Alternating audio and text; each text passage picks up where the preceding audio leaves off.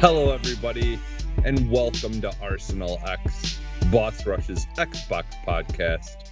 I am your host, Jesse Douglas, and I am here once again with Stoy. How's it going, Stoy? Hey, man, just hanging out, it's a chill weekend. Like, I'm cool with that. Like, you know, nice and chill. I actually officiate. I officiate weddings on the side. Oh, do you? Okay. Yeah, I don't know how. I think I got into it like years ago. One of my cousins like wanted me to officiate her wedding, and I'd never ever in my life ever thought that I would ever want to do that. Like that was like the furthest from my mind. And of course I took it as a compliment. So I was like, all right, cool. Like, you know, I was honored. So then all of a sudden when I made the announcement over social media, like, hey, I'm officiated, who wants to get married? Like one of my friends called me up. He's like, hey man, what are you doing in 2 weeks? Are you serious? I was like, what do you mean 2 weeks? Like, he's like, yeah, we're getting married and a lot of plans backed out and we need an officiant. So I was like, all right, man, you're cool with it being my first one? And he's like, yeah, man, we need someone. So yeah, nice. I've done a few for friends and family ever since. And this one was a coworker's son, one of my coworker's sons. So it was, barn weddings are now becoming a big thing now. Mm-hmm. Yeah, we had one. We had a barn. Well, so Wisconsin is yeah. From what I'm understanding, like apparently, like a lot of farms are like years booked out. Like we're talking. I think this one was booked out for a couple of years, and like so many of them are like 2-3 years booked out in advance. Like it's crazy. Yeah, crazy white people wanting to get married in barns and stuff. Yeah, because my friend, one of my best friends, I was in his wedding and he got married at this place. It's called Homestead Meadows, and so it's part of it is this big massive barn that they decorated up really super fancy in the inside, and then and they were, doing weddings there. And I was just like, oh, this place is cool. Like, and I'm, that's not even really something that I'm super into, but they just made it look so cool in there. And so I was like, oh, if I ever get married, I wouldn't mind, doing it here. It's like a perfect place to do it. Yeah. I guess. Yeah. I mean, I guess it's kind of cool, but it seems to be kind of like trends in weddings. It happens like they change like every 5-7 years or something like that. Yeah. So, but yeah, so I was, it was like, I mean, it was, the farm was in Lomira. So it was just maybe like an hour and a half south of you, man. It was hot on Saturday. Like it was like 75%, 80% humidity. Yeah, man, all the groom was like sweating like crazy. I was sweating through my long sleeve dress shirt, man. It was uncomfortable. I was like, man, we got to get this done quick. So I tried not to talk too fast, but I'm like, man, I got, so thankfully it was only a 10-minute service, but that's not bad. It's, when you start getting into those Catholic. Yeah, no kidding. Well, like actually one of my friends, I grew up Serbian, and Serbians are Orthodox, generally. Now, and actually, coincidentally, one of the guys I talked to there said he went to a Serbian wedding, and he said that was the longest wedding that he's ever been to. And I was like, yeah, the Orthodox love their pageantry, they love their crowns, and they love their traditions. And now it makes it even longer because some Serbian weddings I go to, they do it in Serbian and then they do it in English too, so it makes it twice as long. Like it's ridiculous. You shouldn't be standing up there for an hour. Like get out of here. Get out of here with this. 10 minutes. Bam. That's it. Yeah. So do they do like the whole tradition of like where you have to make your own crown and like is that what you're talking about? Like where you we don't make our own crowns, but it's just like they give it the priests give us the crowns, and then if you do a walking ceremony or something like that where you walk around and you hold candles and someone else comes to light a candle for you. I don't know, man. Okay. Last time I went to a Serbian wedding was years ago. That was pretty much last time I set foot in a church, long time ago. But yeah.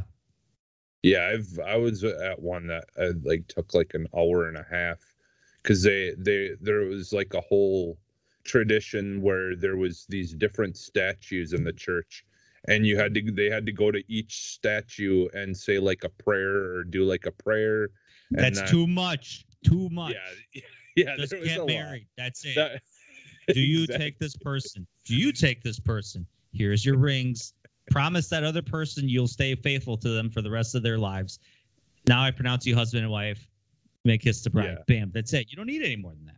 Well, and like like not bragging or anything, but like when we did ours we had a mix of some traditional stuff, but mostly it was like trying to do it our way and make it fun, and like that it was more memorable. A lot of people later after were just like, oh, like I really liked this and that, and no one says that about a service.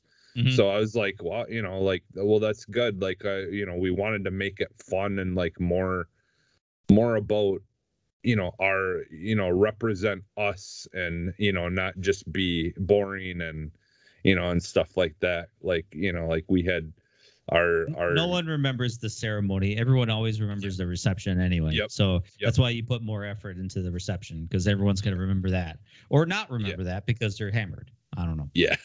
Yeah. So, yeah. But yeah, it was, it's always fun. Yeah, it's always we got fun, married. honestly. My wife and I got married in Vegas. So that was. Oh, did you? Okay. Yeah. Well, I mean, it's a long story, but it was just like that was what we decided. So we sent out 20 invitations. We got married at the MGM Grand, and boom, in and out. Like we just showed up, and they said, "Yep, we got everything ready for you. Just show up tomorrow morning at this time, and you'd be good to go." So we didn't have to do any planning.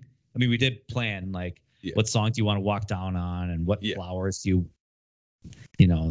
the officiant asked you questions like, we said, do you want a civil? We said we want completely civil service, no religion in it. Of course, naturally, he put religion in it, made me say a prayer, and it's like you see it on the video of like me, like bug-eyed, like what? And like I was like, well, I'm just gonna kind of go with this, but whatever. So yeah. Anyway, that was that was easy. I totally recommend Vegas to anybody. Yeah, I've only been once. So my wife's got family that lives there, and so we went and visited them and stuff before my son was born. So that was years, like 11 years ago now. So, but yeah, I've only been totally distracting. Totally distracting that I all of a sudden talking about officiating weddings and stuff like that. But yeah, I think I don't know. I enjoy it. I think it's kind of cool, that people trust me with that. Especially like I don't know these people. I mean, I guess like how well do you really know your officiant? Because I've done weddings for people that I've known for a long time. I've never done them with a stranger before.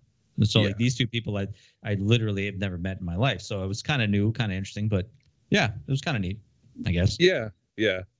I mean, it's like weddings can be a lot of fun, and just getting to see all the different kinds of people and personalities and stuff like that.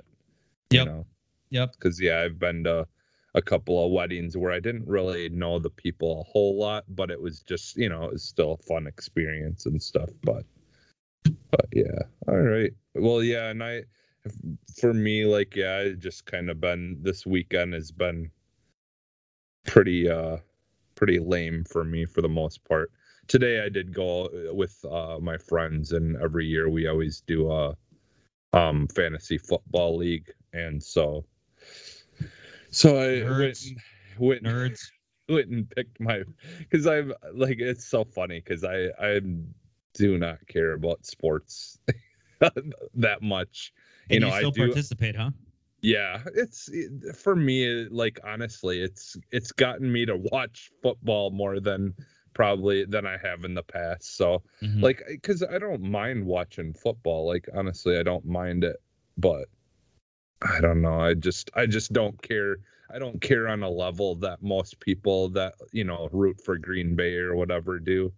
Hmm. So, you're just kind of, like when you know how it is when you live in Wisconsin, you can't ignore it. You can't get away from it. It's it No, you you it Packers had the Green Bay Packers are pretty much a religion here. I mean, Yeah, exactly. if people, I'm pretty sure there's churches out there. Oh yeah, You know, I'm sure there is. I mean, they praise be to Aaron Rodgers. there's Green Bay, there's Dallas, there's a couple of those teams where they've like you can go to other states and there'll be like bars that are themed after them in like other states, like it's not even just here. I've honestly heard more places having Green Bay Packer bars. Like Yeah, honestly, yeah. I think there's a Green Bay Packer bar I heard in Bermuda. Um, Okay. I knew someone that just went there and he said he found one there. I think it was Bermuda. I forget where it was, but Yeah, I know yeah. I believe there's one in California because my friend's family, one of my friend's families had moved there and they had talked about it because obviously they're, big Green Bay fans and stuff, even though they moved to California. But Mhm. yeah, so it's just one of those things where, yeah, even if you leave the state, you can't get away from it. No, you really can't. Nope. All right. All But right. bro, So, big soccer news over the last week, man. Like last 2 weeks almost. Like Messi going to PSG just the other day, Cristiano Ronaldo going to Manchester United. Like I screamed out loud at work when I read it. I yeah. was like, "What?" And everyone's like, "What happened, Stoy?" And I was like, "No, you're not going to understand." Like because Yeah. we're too focused on football. No one knows who Cristiano Ronaldo is. Yeah. But yeah, and even like Kylian Mbappe, he's got this like big deal going on at Real Madrid, but that may fall through. But whatever. Neither here nor Yeah. there. Yeah, like, well, that's the thing, though. I mean, I don't know about you, but like, at least with like soccer, if that's something you're into, there's still like you can still kind of like follow that stuff, even if it's not big in your state, in your state or whatever. But like one thing that we don't have by me on like on television that I wish we did is hockey. Like I Yeah, we don't have an NHL team. That's the problem. I mean, yeah. Wisconsin, all we have are the Brewers, the Packers, and the other team, the Bucks. Yeah, yeah, Yeah. So yeah. I mean, 'Cause those like, are the three big teams that dominate the state. Like we obviously don't have an NHL team. We don't have yeah, an MLS team. So it's like those are obviously the big three. And I don't know if we need an NHL team, honestly. yeah, yeah. I mean, I'm pretty sure there's a lot of people that would love an NHL team. Yeah, I think we need an MLS team. Me yeah, personally. But yeah, whatever, that's me. yeah.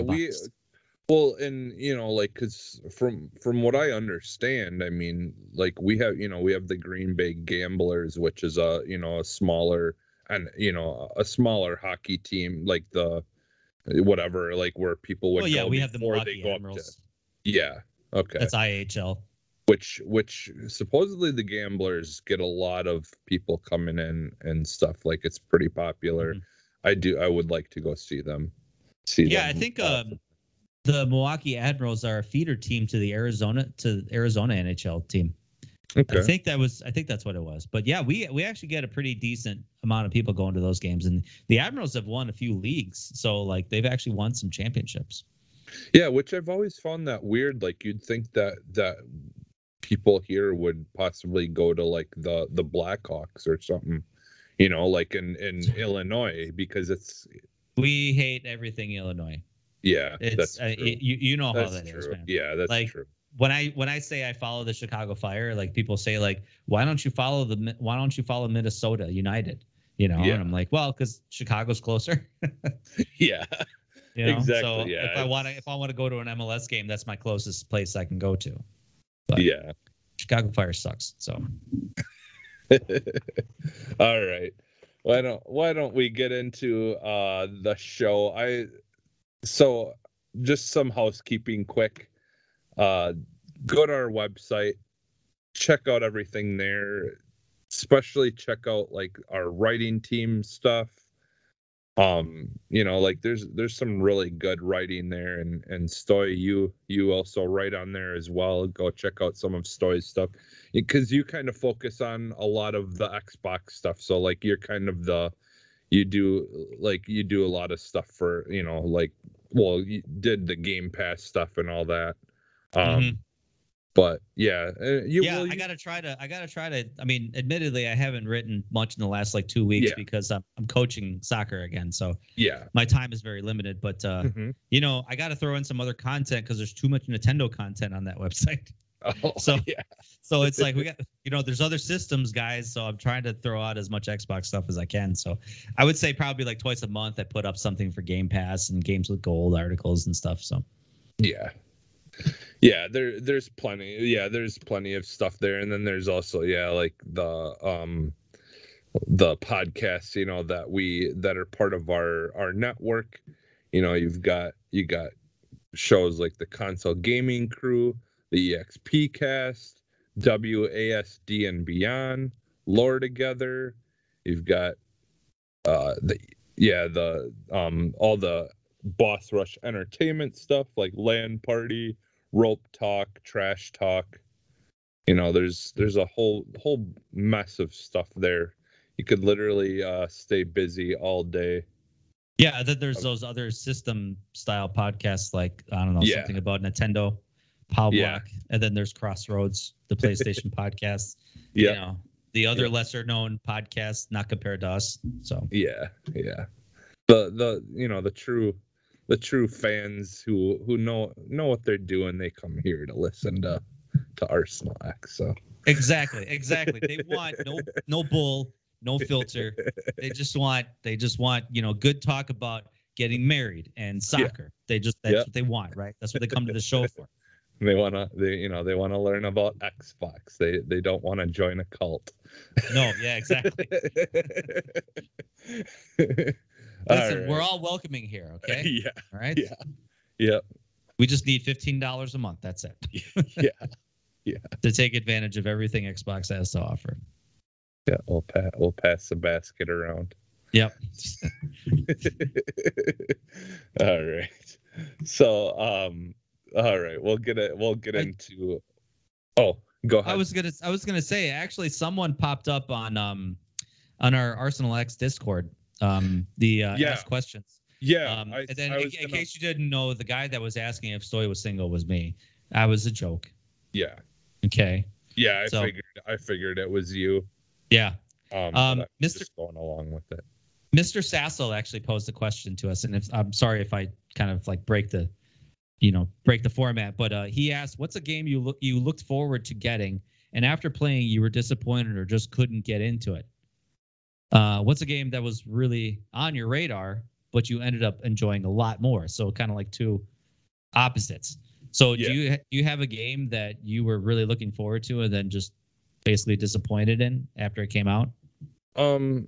Yeah, it was a while back now that I've really had this issue, but like for me, like honestly, with I think Borderlands 2 fits in that, because like I really liked Borderlands 1, and then 2, 2 was getting announced, and and I was pretty excited for it, and it came out, I picked it up, and yeah, I don't, for whatever reason, it just didn't really hit with me as much as the first one did.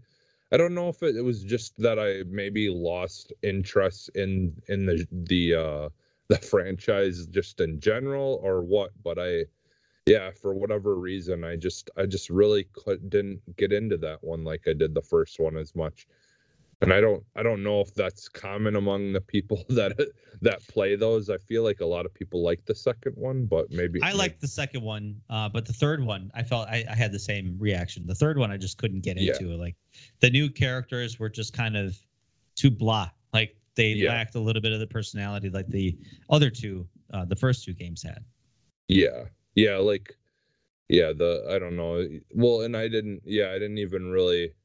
I honestly didn't make it too far into the second one, but I Mhm. don't know, and it might just have been that I just, for whatever reason, it just came out at a time where it just didn't quite go well with me, or just didn't pull me in.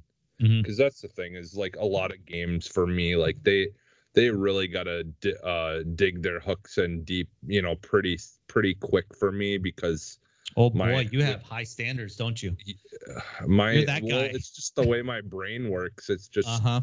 like Uh-huh. I just can't, like, there's only so much that I'll tolerate until it Careful, really. we got a bougie gamer over here. Like, you need to meet my needs. Yeah. So yeah, but I If think, you're not death's door, GTFO. yeah, yeah, exactly. But I had this thing with Forza Horizon 4. I okay. was really looking forward to it because Forza Horizon 3 was such an amazing game.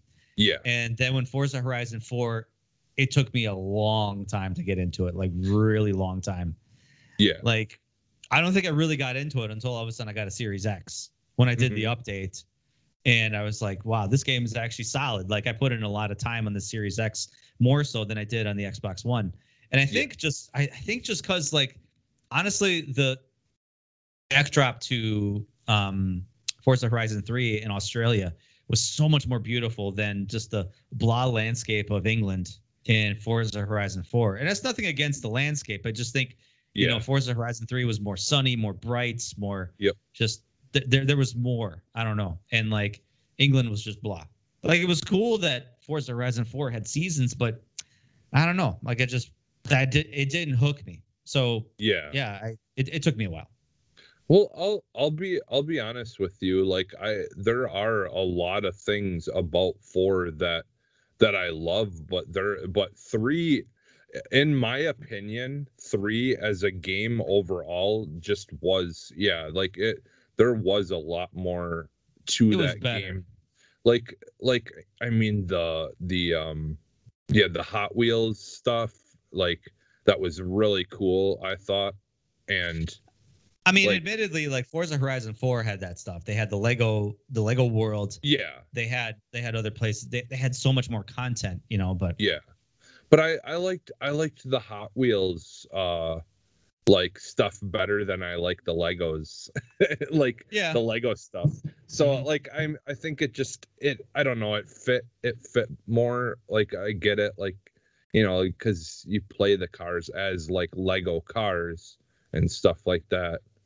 But Yeah, I but think, you're right. I think the Hot Wheels thing kind of fit more with what yeah, Forza Horizon 3 is. It's batshit craziness, yeah, that you probably do with Hot Wheel cars yeah, because, yeah, like, like the big you're you're loops, the big you're orange track loops they had, and you're taking a freaking Lamborghini and ramming it into like fences and trees and bushes and like yeah, stone barriers. Like, you're not supposed to do that.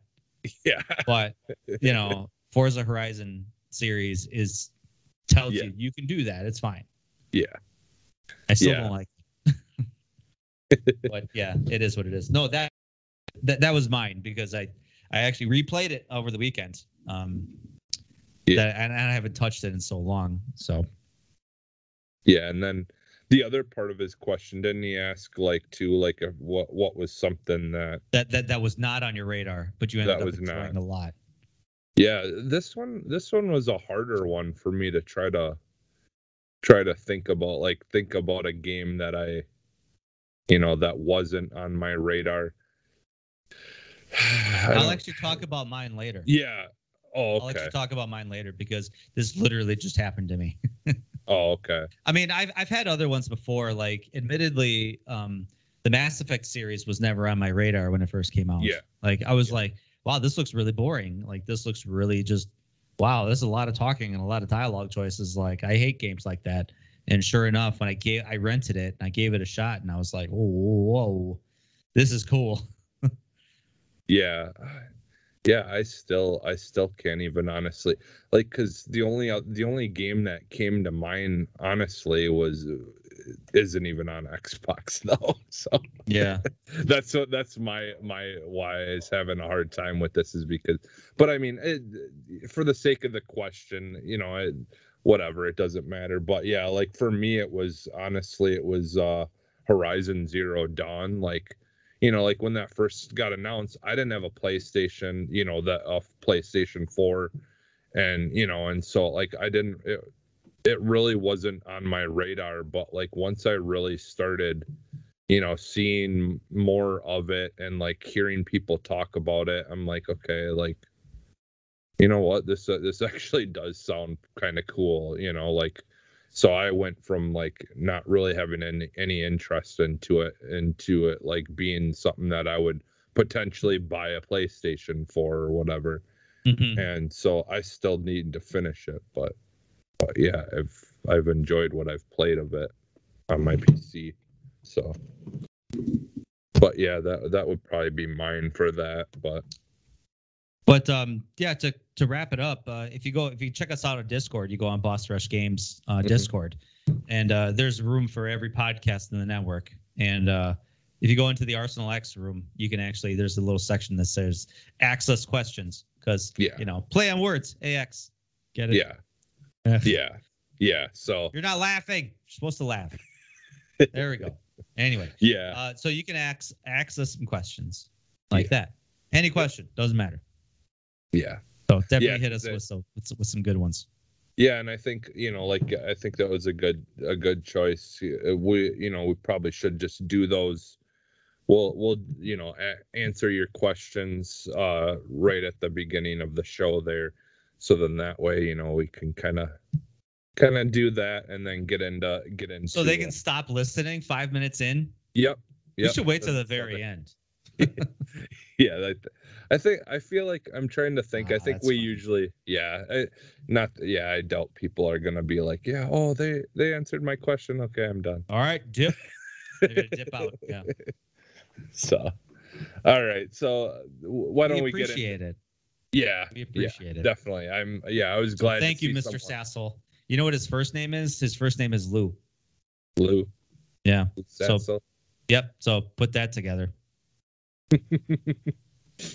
Oh, okay. Yeah. You get it? Yeah. Yep. All right. Yep.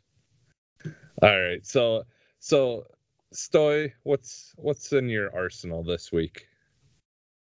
So we talked about a game that wasn't on my radar, and we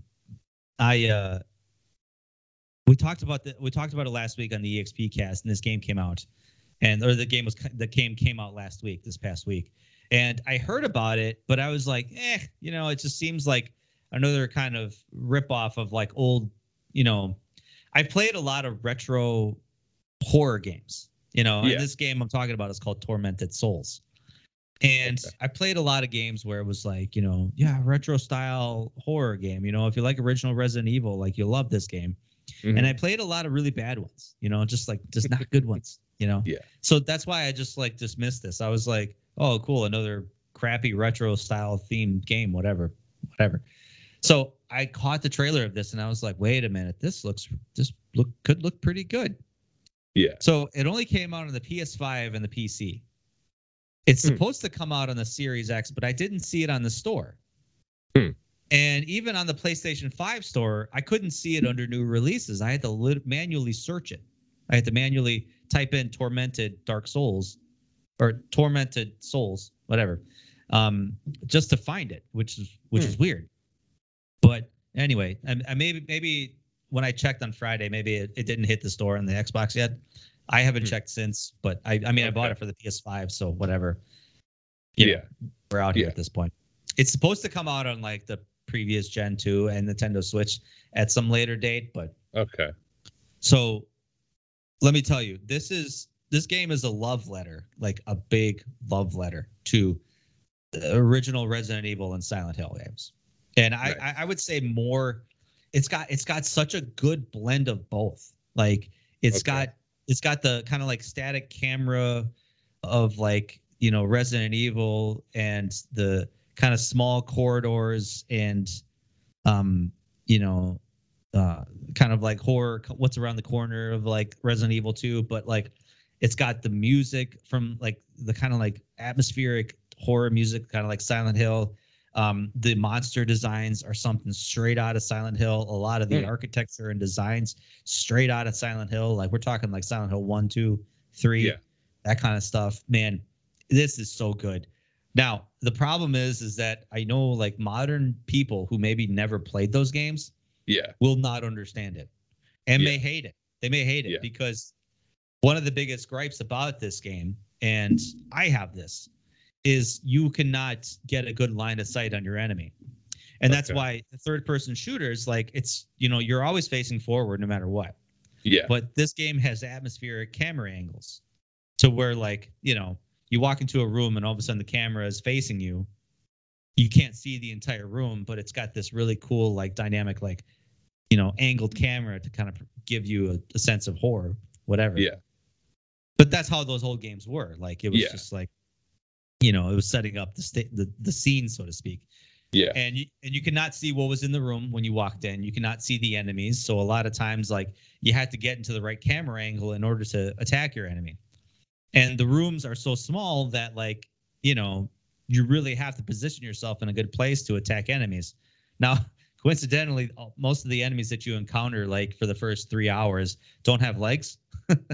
So, a lot of them kind of shuffle around pretty slowly, but like one of them has a wheelchair and he's got pretty damn long blades for arms. Like, so we're talking like some grotesque monster design, something straight out of like Silent Hill. Yeah. So the story is, you're just kind of like this young girl. I think she's maybe 17, 18 or something like that, whatever. She's got to be 18, like, or something. And she gets a letter saying, hey, how could you abandon us, so to speak? So, of course, that letter leads you to an abandoned hospital, hospital/mansion that's been derelict for like 30 years. And, of course, naturally, it's very gothic looking and very inviting. Very inviting. And, you just kind of wander around, and obviously monsters are around and crazy shit's happening. And you meet a priest in there who says, here, take this weapon. And what's the weapon? A nail gun. A nail gun. So you're finding ammo, which are just nails. So like we're talking like a carpenter nail gun. Yeah. Like, okay.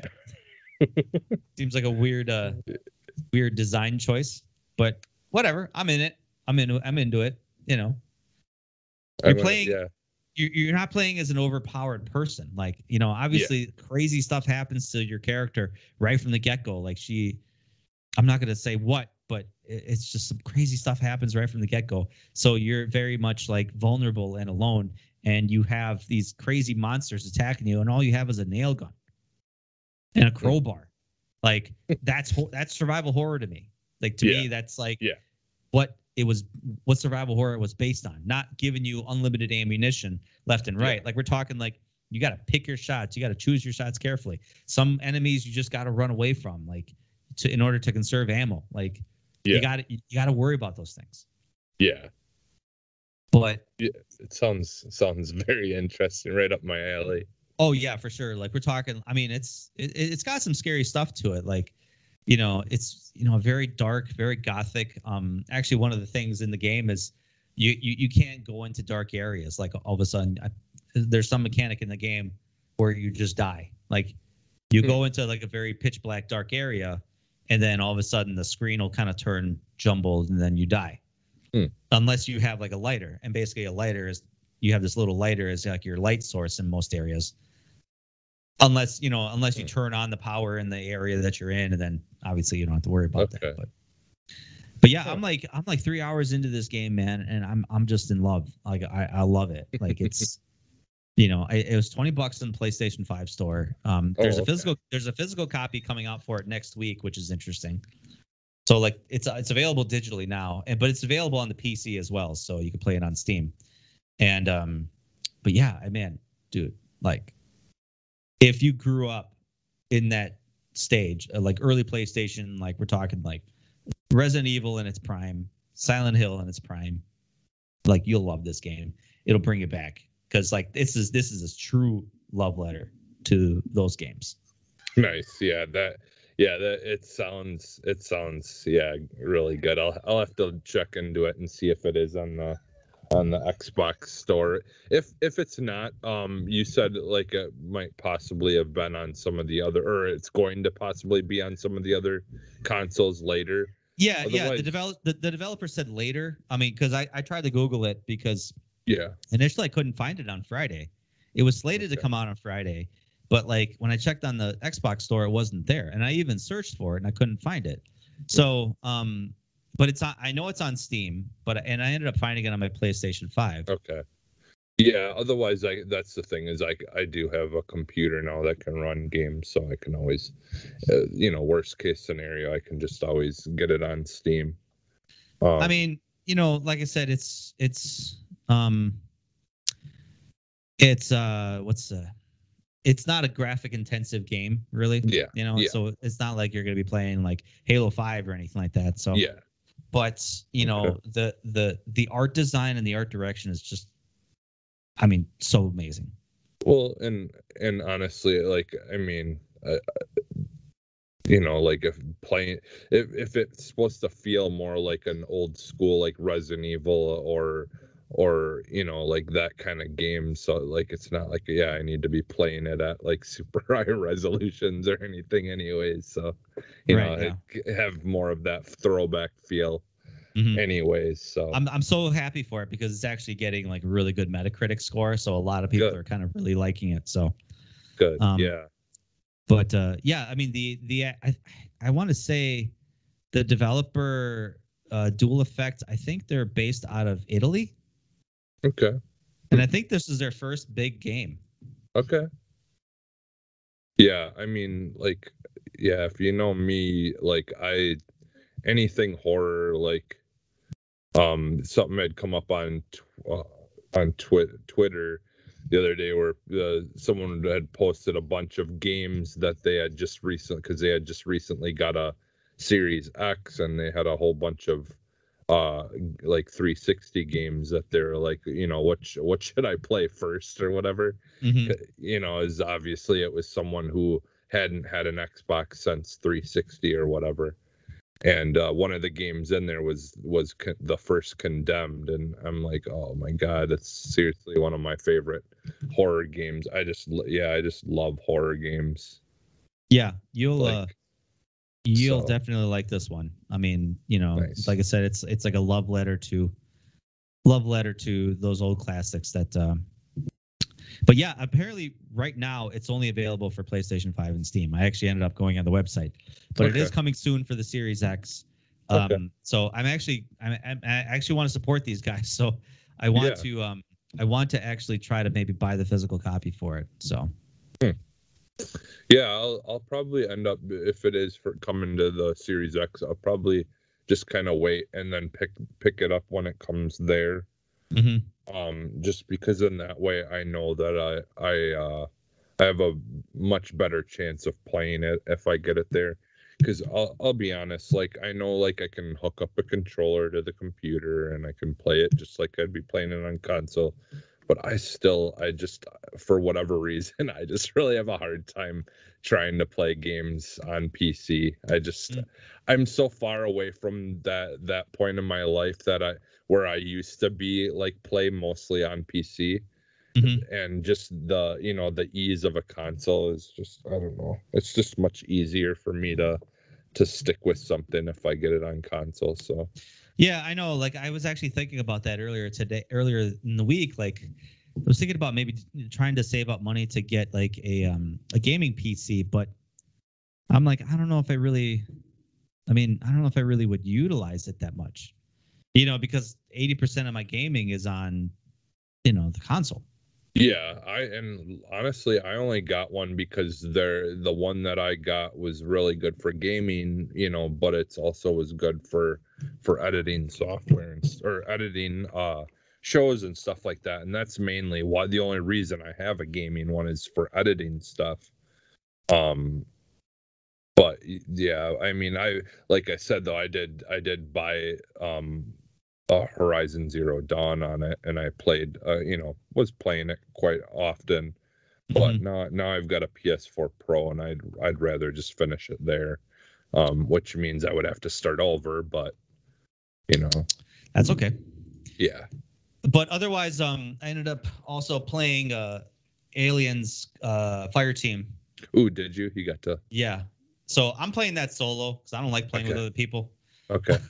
So, but and the one thing I always worry about, because obviously this game is 3-player co-op, they give you 2 computer-controlled AI, and if you know the Alien universe, they're androids. Okay. So they're like completely devoid of any personality at all. Yeah. Yeah. But yeah, this is a solid shooter. Like, it's pretty basic story, like nothing too crazy. Like, I'm only in the first main campaign, where it's like you get like 3 or 4 different campaigns, but like missions inside those campaigns, like 3 missions, and they're pretty lengthy. I would say about like 20-30 minutes in length. Okay. And it's basically just like a corridor based aliens spawning, shoot them. Aliens spawn out of this way, shoot them. Okay, you got to wait for this elevator to come down. It's going to take a minute and a half. Oh, no, a horde of aliens is coming your way. Shoot them. And, that sounds boring, but actually it's a lot of fun. Like, I love it. I love it so much. Like, this is what Alien should be. Like, the guns sound amazing. The controls are amazing. It's very easy to control. The aliens just come out of nowhere, and they're actually, they're not dumb. Like, they weren't like Colonial Marines where they were kind of stupid. So they were actually pretty smart, and, they attack you from all sides. There's specialty type aliens that blow up acid when you shoot them and stuff, and you get some alpha aliens, where like they have names. Okay. So I think in the lore, like if there's an alpha alien that gets born from a human, it takes on the name of the human that it came from. So like in the first campaign, you're fighting Monica, who's like this kind of like alpha titan like alien. Okay. So it's like white with like stripes on it or something like that, I think. But okay. Yeah, I definitely wanted to get this game because I do love like the Aliens franchise and like, all that stuff, Predator, like all those movies. Like I love that stuff. Like, but yeah, I've just kind of been waiting. I just got to wait until I get paid, and then I was going to pick it up. So this game has a cover mechanic. Oh, okay. This is pretty much the most useless mechanic in this game. So it's like, they tried to do the whole like cover-based shooter type thing. Yeah. Which no, it's not. That's not going to help you. Getting cover when you see a swarm of aliens coming at you. Nah, that ain't going to help you. Yeah, they're not shooting at you with guns. They're like trying to eat you. Yeah, exactly. So like literally like this is a run and gun. Like you got to keep moving. If you stand still in one place, aliens are going to swarm you from all over the place. Like, maybe like, you get into a corridor and you see a bunch of barriers and inside your head, inside your gamer brain, you're thinking, okay, shit's going to happen here. Like there's all this cover here. Yeah. So maybe you get into the cover, then the aliens start coming. So maybe you can get a few quick shots behind cover, but like it's honestly useless. Yeah. It's fine that they put it in there. It's fine. Yeah. Yeah. But I don't use it. Yeah, like you said, like maybe it's just they put it there just to kind of say, hey, like something's going to happen here. Like shit's gonna get wild here. Because when you, especially in this game, when you get to an area where you see an ammo box and a health pack right next to each other, some shit's gonna go down here. So it's those little game hints. Yeah. So yeah, but no, this game is fun. This game is exactly what it should be. I mean, it's a pretty decent story so far. I mean, I'm only in the first campaign where you're trying to save this scientist, and you're trying to evacuate him from this like derelict shuttle that naturally was overcome with aliens. So, but like everyone, like all the characters that you meet are really angry. But they're acted very well. A very diverse cast of characters and stuff that you interact with on your ship. I forget what the name of it is off the top of my head, but that's like your base of operations. Like in between each campaign, you can go back to your base. You can go to the store to buy new weapons, buy new skins, buy new armor, stuff like that. You can buy special weapons, like you can buy different buffs for your ammo. You can buy like stationary turret guns. And obviously Okay. if you want to buy like the big ass flamethrower that's so iconic, or other big weapons and stuff. So Is it so do they kind of do it like it's almost like the horde mode and Gears, like where you can get stuff that can slow stuff down while you're shooting it? Do they have anything like no, that? No. no, Okay. no. It's not what I have at this point. It's like basically like, okay, you get incendiary rounds, or you Okay. get freeze rounds, so to speak, I suppose. So that would slow you down, but Yeah. it's not like stasis, like Dead Space where you got that stasis ammo. Yeah. Yeah. So I suppose, yeah, there are like, elemental style rounds. And then there's Okay. obviously explosive rounds where like, you shoot them enough and they just explode, so to speak. So, but Right. yeah, you can buy turrets, which obviously if you get to, and mines. So like when you get to, horde mode style things, you can set up turrets to help protect you. Yeah. Okay. But the last thing too, if you play this solo, the AI is actually really good and really helpful. Like That's good. I am actually competing with them because at the end of every mission, they give you stats on like, how many kills you get and how many, critical hits and like headshots and stuff like that. Like I'm actually competing against them. I'm like, damn, this AI is putting in some work. I better start putting in some work here. So. Well, and like, what are you playing it on? Are you playing it on Xbox or? I'm playing it on the PlayStation. Okay. I forgot. When I reserved it at GameStop, I reserved it for the PlayStation. Okay. So, well, no, yeah, not that it really matters, but I mean, like that's kind of one of the hopeful things though of this next generation of consoles is hopefully, we will see better AI in games and better, so like I mean I guess I don't know like how the old gen consoles, how it performs on those, because it is on the old consoles too, isn't it? yeah, This yeah. one, I mean, so. yeah, you can play it. Actually, I think Josh on our podcast, he has it for the PlayStation 4. Okay. And that's why I got it, because on the PlayStation, because he wanted to play it co-op, and we haven't gotten a chance to yet, but Yeah. he wanted to play co-op, so I was like, okay, well, I'll reserve it for the PlayStation then. So Yeah. Okay. but yeah, Right. yeah, that is an interesting concept, because like we're talking like some games with computer controlled teammates, like they're just pretty useless. Yeah. Yeah. So. Just a lot of times they get in the way. Yeah, like, no kidding. They're more of a hindrance than anything. Yeah, and games. these AI actually heal themselves. Like when all of a sudden they start getting low in health, if they can, they heal themselves. Okay. I mean, if they get knocked down, you can actually go and revive them. If you get knocked down, they revive you. Yeah. Yeah. I feel like Gears of War usually did a pretty good job of their AI seemed to be pretty helpful. Like they would actually revive you if you're down and or things like that, but yeah, there's some games, man, it's just like can I just choose to not have anyone here because they're just getting in my way. Yeah, no kidding. I know a lot of like the one nice thing about having a PC is you can download mods for a lot of games. Yeah. And one of my gripes about Mass Effect Andromeda was like your computer controlled teammates they were slow, and you end up doing most of the work. So there's actually a really good mod out there that says like it's called like more effective teammates or whatever, and they're actually using their abilities very regularly. They're actually putting in some work. So nice. It's like, you get a whole swarm of enemies, and all of a sudden they kill them all before you even hit one of them. And you're like, damn, okay.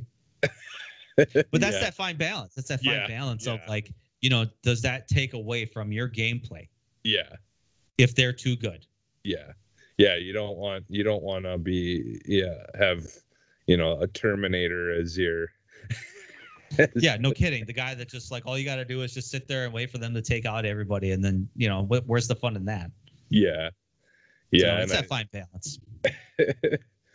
Otherwise, so is that what you've been playing then mostly? Yeah, I've been playing other things there too, but those are the two big things that I've been playing over the last few days. So what have you been playing?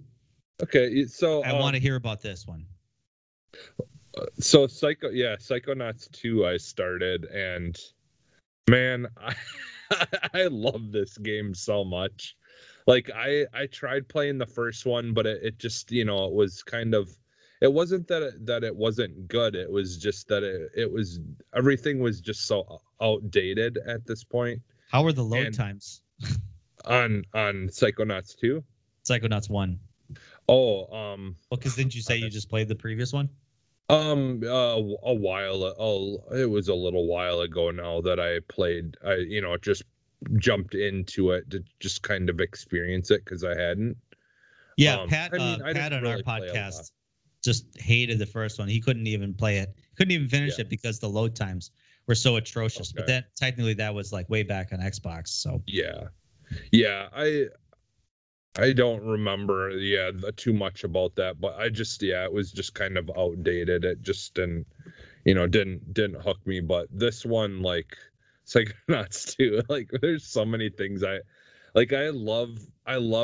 So like one of the things like your character can do is like you can jump into other people's minds and then see through their eyes. Mm-hmm. And so like you got to use it to like, find secrets, or like, very early on there's a rat that you jump into that's like one of the characters. I think it's one of the characters like pets or something like that. But you jump into his mind, and then you get to see when people see your character in the game, what you look like to them. And so like that's got to be interesting. So like through the rat's eyes, I just looked like me wearing a big goofy rat suit. and then I was like, okay, like that's pretty funny. And then I like got to the point of where I was like spending a lot of time of just jumping into the people's minds that I could, just so I could see what kind of goofy way they saw me as. So like there's this one guy that's like in his mind he's like cooking bacon or something like that, and it's floating around in front of him, just these big strips of bacon.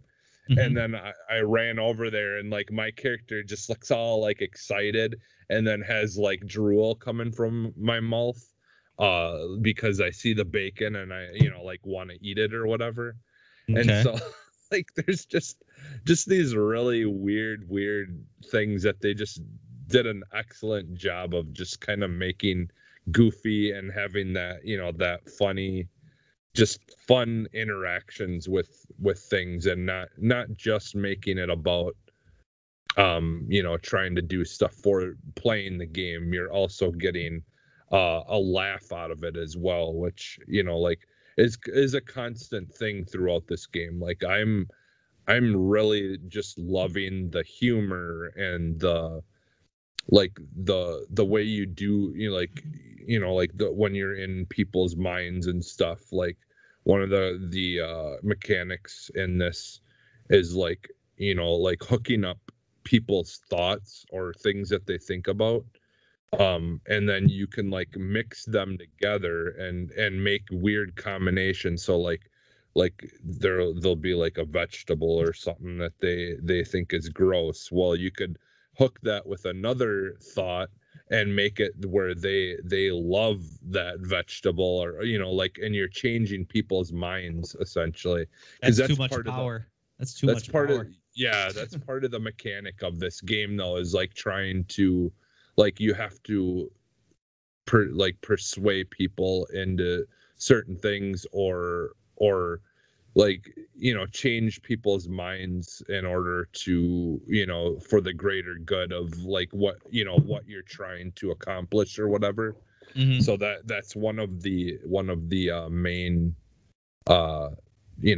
mechanics in this game. But like just like, because I liked the art style and stuff of the first one, but like just seeing it this way with the more updated, like better looking graphics and more power to really make detail of the world really pop out. They've done an amazing job just look wise. Like there's just some really cool stuff, and like it's neat. Like there one of the levels, you're in this like in someone's mind, and there's this really cool look to this world, and you jump through a door that took you into just a completely different looking world. Okay. That was in the floor. So like not really, but somewhat kind of similar to like what what they did in Ratchet and Clank, where you're going through the portal, and then it's like bringing you into a completely different looking world. It's similar to that. I don't know technology wise behind it if it's as advanced, but I mean there's some cool things like that where you're just kind of like going through all different weird areas like all at once without like loading screens, and yeah, and like the characters and the combat feels really good. The like you're doing a lot of platforming and stuff that feels pretty good so far. So like yeah, I'm really enjoying it. Like for me, like I like a game that makes you smile or laugh or stuff like that. So like for me, it's definitely hitting the nail on the head, and has me hooked pretty good. And the story too, like I'm enjoying the story and just like kind of the goings on. Like the only thing that I'm that kind of sucks right now is just your character is in the very beginning is kind of hated by everyone because you're the new guy, kind of thing. So, but I'm interested in seeing where those friendships and and stuff like that develop into, because that's gonna happen, is you're gonna probably earn their respect, and and things will change, but that's part of it. So yeah, I've been trying to jump into it basically, since it's came out. I've been trying to jump into it and play a little bit at a time as much as I can. So, yeah, so it's definitely worth checking out. It's got me intrigued because I've not been interested in this. Yeah. I never played the first one. It never appealed to me. And then the second one, I'm like, I mean, it looks kind of unique. I mean, I like Double Fine and their humor, but I don't know. Maybe since it's on Game Pass, obviously it's no risk. Just I'm just losing hard drive space, I guess. But maybe I'll give it a shot. I don't know. Or are you? Or am I? I don't know. You could play. Are you you could play it are on you the cloud? Yeah, I suppose. But yeah, like I'd say like definitely give it a try, because like like one of the things, because at this point, like doing the platforming games where you're going around collecting things, kind of stuff, some of them can get kind of repetitive and just not really do a whole lot. But I feel like they did a really good job of doing that style of game that's very reminiscent of the original one, but it feels modern, it feels better, it like there's enough like story stuff going on. And it's not doing the whole like, oh, we've got to throw a whole bunch of this action stuff in to kind of pad it out, like there's like you do stuff, you can collect stuff, you don't have to collect everything right away, which is also nice. You can come back and do it later if you want to, but like you do what you need to do. They have, they'll change up mechanics, they'll change up the way that you're trying to solve the puzzles. It's not just the same thing over and over and over again so far. That's interesting. And then it gets to some story beats, and it's a hearty big chunk of story gets dropped, and then you're doing more stuff, but it's sticking to the story. So it's very much not like trying to not stray too much away from just being something where you're doing a whole bunch of repetitive things and you get sick of it. They're trying to just like have you only doing stuff that you absolutely need to do, and then give you another big story dump. So no fluff. Like it's which that's actually what I'm really appreciative of Aliens Fire Team. They don't have you wandering around looking for stupid stuff. Yeah. Like just run down corridors, shoot aliens. That's it. That's all I need in a game. I don't need to collect 20 items in a level. Yeah. And so like from what I've heard, you know, of people who are way farther than me on it, that is a continuous thing, is that they're not trying to fluff in this game at all. I mean, that at some point there was literally like story stuff that was potentially going to be lost from this game because they had so much like story stuff going on, but because Microsoft bought them, they were able to keep all that content in there. So Microsoft that's money. Yeah, that's another thing that's kind of promising about it, and why, like, you know, like I was like, okay, well, if that's the case, I definitely want to try to, you know, finish this game and get through it, and because it sounds like it shouldn't get too repetitive. I mean, I'm sure for some people it still might, but it sounds like they're not trying to just throw stuff in there just for the sake of trying to make it a longer game. So so that's definitely a good thing to know, like when you're going into a game, because I just don't have time for all the extra stuff in games a lot of time, because I want to just play the game, get the story, and then move on to the next game or whatever that I'm wanting to play. So right. All right, and then so the last thing that I wanted to talk about, and this is a game that when I played it the first time, for whatever reason, it just really did not hook me. I don't know if it was just one of those situations where just not the right time to start something. You know how like you can start something and just, you know, be like whatever, and then you come back to it later, and for whatever reason it appeals more to you. So like I don't know how to explain that, but I understand that, because some games, like, I don't know if it's just the wrong timing. I don't get it. I think it's like but I get what you're saying.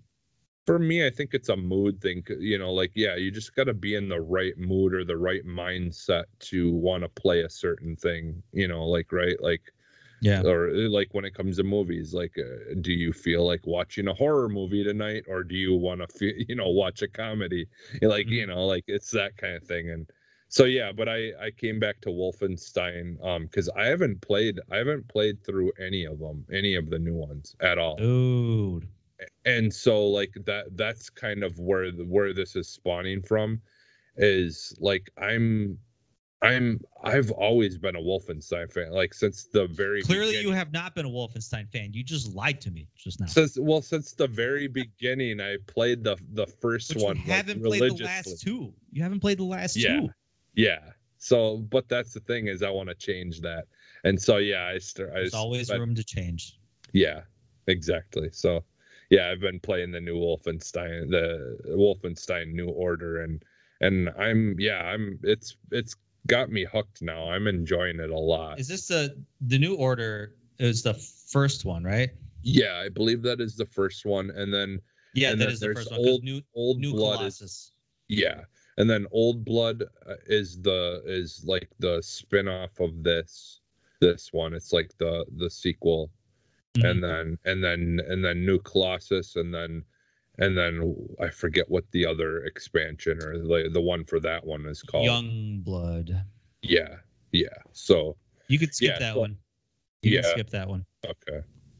Yeah, I just wanted to start with this one, and I'm like, I mean, I had played a nice chunk of it already before coming back to it now, and so now, you know, like, now I'm playing more into it. I'm at the point of where they're like, we just rebuilt or fixed up like this little one-man submarine thing that like goes underwater and stuff, and I've kind of just finished that part. But one of my favorite things that I'm finding in that game is like looking and trying to restock my knives, because there's nothing better than when you're like mid shooting at someone and you quick switch over the other guy and just throw a knife and take him out, and then continue shooting. Like, I love a good knife throwing in a game.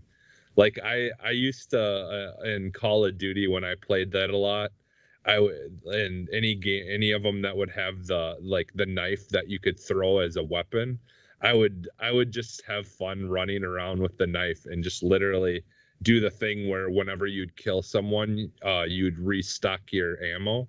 Mhm. And so like I would just throw the knife at them, restock, have another knife, and just run around just using the knife. I just love a good knife throwing in a game, and it's definitely good in this game. So I've been having fun with that. But No, so yeah.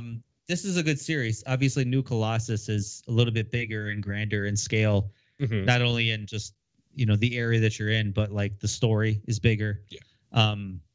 The characters are just pretty much larger than life. Okay. Yeah, I mean, obviously the New Order is good. Definitely play through that.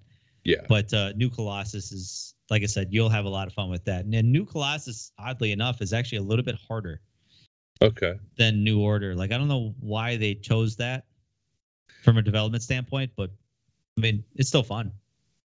Yeah. Was that the one where they had something different with the health, or is it or is it in this one too, where like the health drains down slowly, or yeah, I think they had it in this. The second one, so when you the second one, your health drains slowly okay, because there's a mechanic in the game where you're wearing a suit that keeps you alive, so to speak. Okay, yeah, because that was because I think I did play parts of the second one.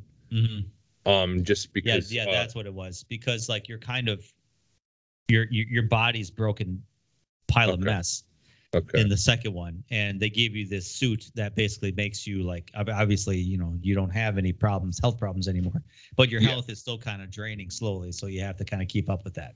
Okay, so yeah, because I was like, I thought there was something with the health because it's been a little while now since I played that second one. But yeah, okay, yeah, I'm gonna continue. Obviously, I think both of these games are basically gonna be all I play here for the for the most part. I mean, if there any new games or other stuff comes out, I'll probably give some stuff a try in between. But I'm just really enjoying both of these games right now are hitting.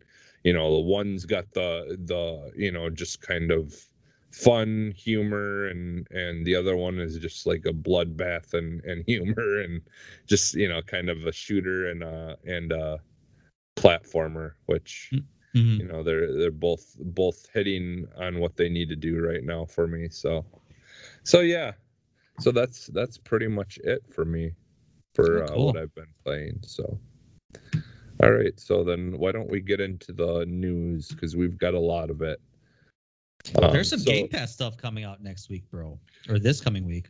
Yeah. I was gonna talk to you about that. We could do it after whatever the show, but yeah, I know I did notice there was a bunch of dropped stuff that they talked about of game stuff that was coming to Game Pass, but I didn't really get a chance to write it down. So yeah, we could do it at the end. That's cool.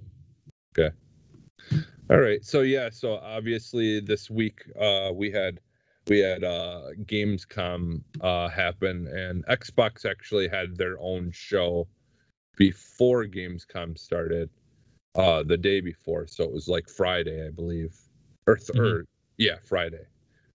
And so yeah, so then we also had some stuff that a lot of people were upset about, but ended up showing up later at the actual Gamescom. So I kind of just threw everything in and kind of mixed a bunch of stuff in here that kind of happened this week game wise. But so the one of the first things that we got to see was Dying Light 2. We finally got to get a good look at this game. Well, it feels like we've been getting good looks at this game for years, know? And I'm wondering if they changed, because they haven't talked about. Well, I suppose because this game deals with decisions you make, and that can affect the overall story and world. Mm-hmm. So I'm wondering if they really took the extra development time to double down, on making that work. Well, So I know like there was parkour and stuff in the first one, Oh yeah, but and it's going to be pretty prevalent in this one. yeah, And you have a grapple. from this one, it looks like they really doubled down on trying to make that like traversal really good and smooth. I mean, not that it was bad in the first one, but I think they heard the people that were really big into the first one. Like part of them said they really wish that traversal was a little bit better and more smoother feeling, and so it seems like they really, because they really in that trailer they really focused on the movement and parkour stuff in it. And yeah, it looked really good and smooth. Like it looked. Dude, you can use a zombie to break your fall. Like that's cool. Yeah. Like you can knock a zombie off the window and then like use it to break your fall. Like that's fun, man. The first Dying Light, I don't know. I'm pretty sure you played the first Dying Light, but that was a really fun game. Like we're talking like Mirror's Edge meets Left 4 Dead, basically. Yeah, I didn't finish it, but I did play. That's another one of those games that I wanted to come back to eventually.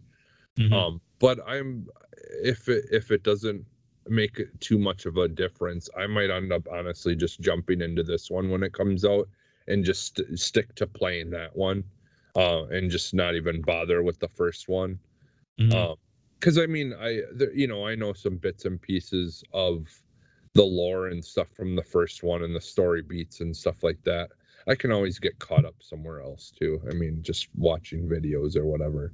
Right. But yeah, like overall, this game, it looked really good. I think so many people are just ready for this game to finally be out. So finally, yeah. Yeah. All right. And then next they did, talked about some flight simulator, which I'll be honest, a lot of this show was just like, mostly updates on things and things like that. But we did talk about that last week, that Microsoft said there's not going to be anything new.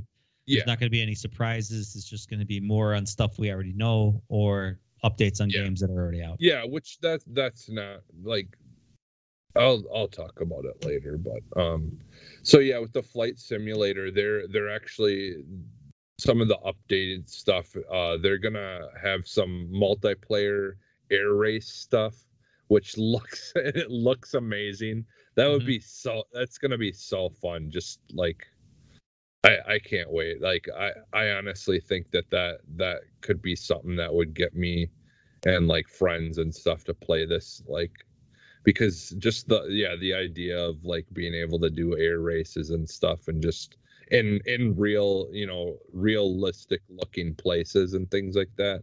Sure. It's just so cool. Sure. One of the other things is they announced like a new vehicle, it's like a drone, like helicopter type thing. It's a real thing that, and I just noticed I spelt this wrong, but yeah, the Velocity, it's supposed to be like an air taxi, I guess that's being worked on with a company, to be, like a way to transport people, so similar to like buses and stuff like that in the future. And it's an actual thing, and yeah, they're working with the people that are making it to make it look authentic and look just like the thing that they're working on, and that was going to be basically coming into the game.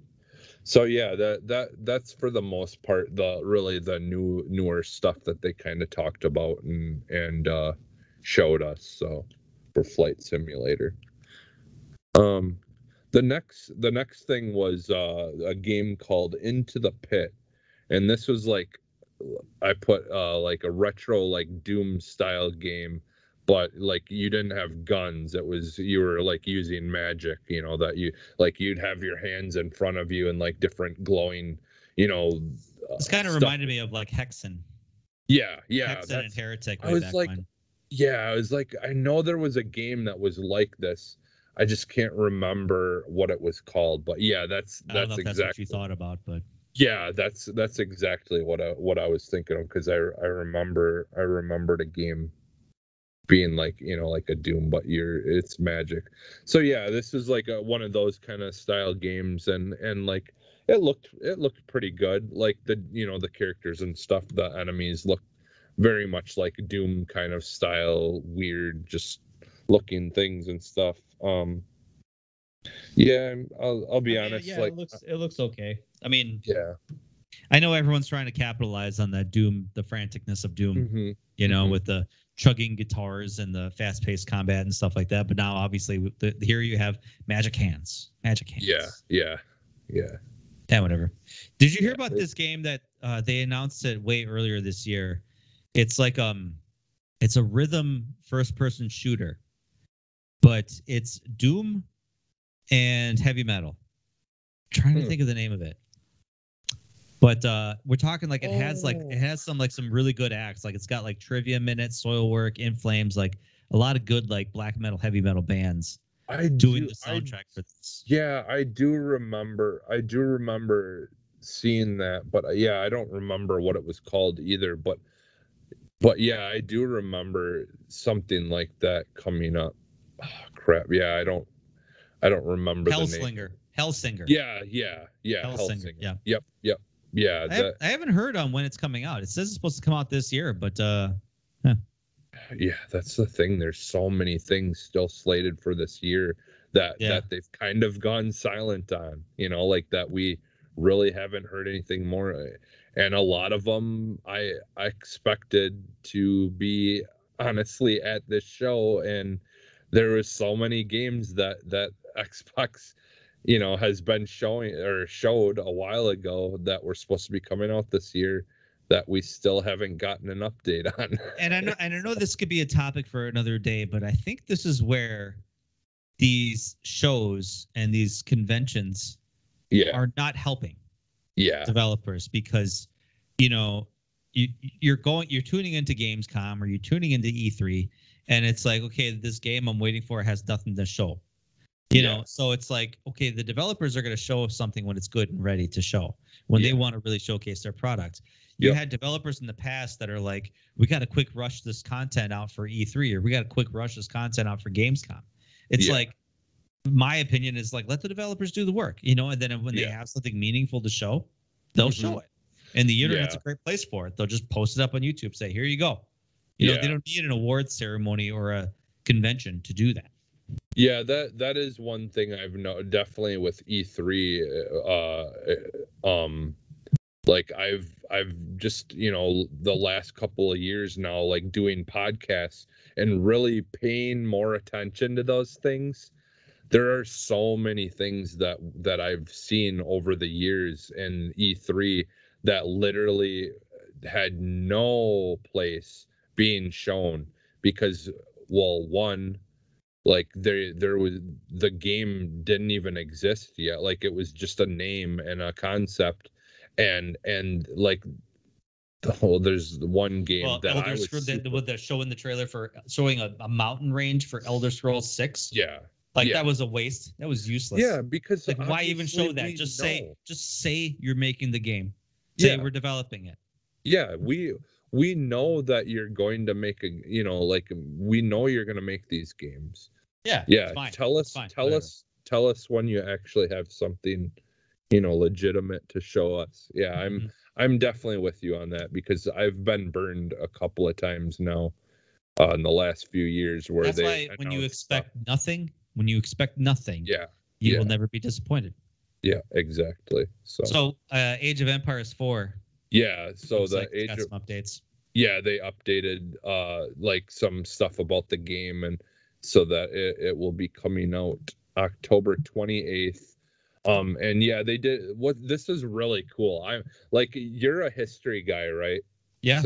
So I think you really, like, out of the two of us, you'd probably appreciate this more, but I'll be honest, I'm not really a big history buff, but this stuff that they were talking about with the deep dives in history, and like along the way while you're playing the campaign, they're actually teaching you about from why certain weapons are being used, or like teaching you, the different reasons for why things are happening, or what, like what's going on, and they're really sticking to the authentic history of these things, and giving you that deep dive, and like actually teaching you about history while you're playing the game, which sounds kind of cool, actually. yeah, I was really because they show some like some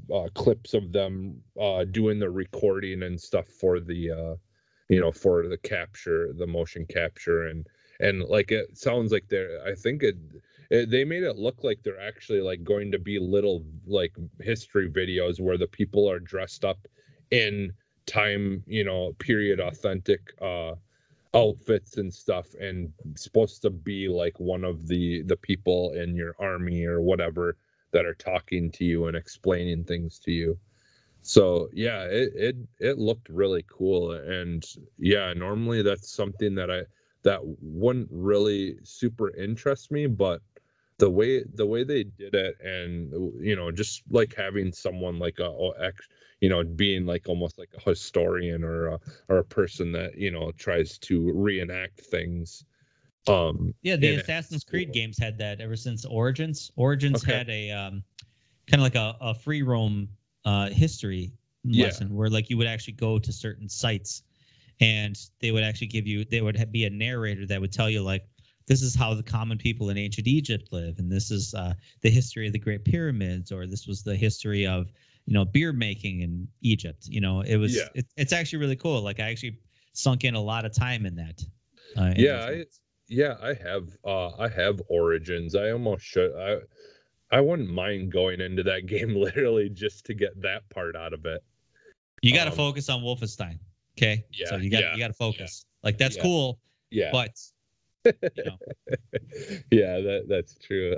Because if I start straying away, when you start going down this path, like, oh, I should play that. Oh, I should get back into this. Like, you're never gonna finish Wolfenstein. Exactly, and you're gonna lose. And you're gonna lose that fan card.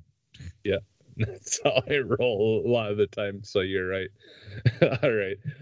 So the next thing is the cloud gaming is available on Xbox One.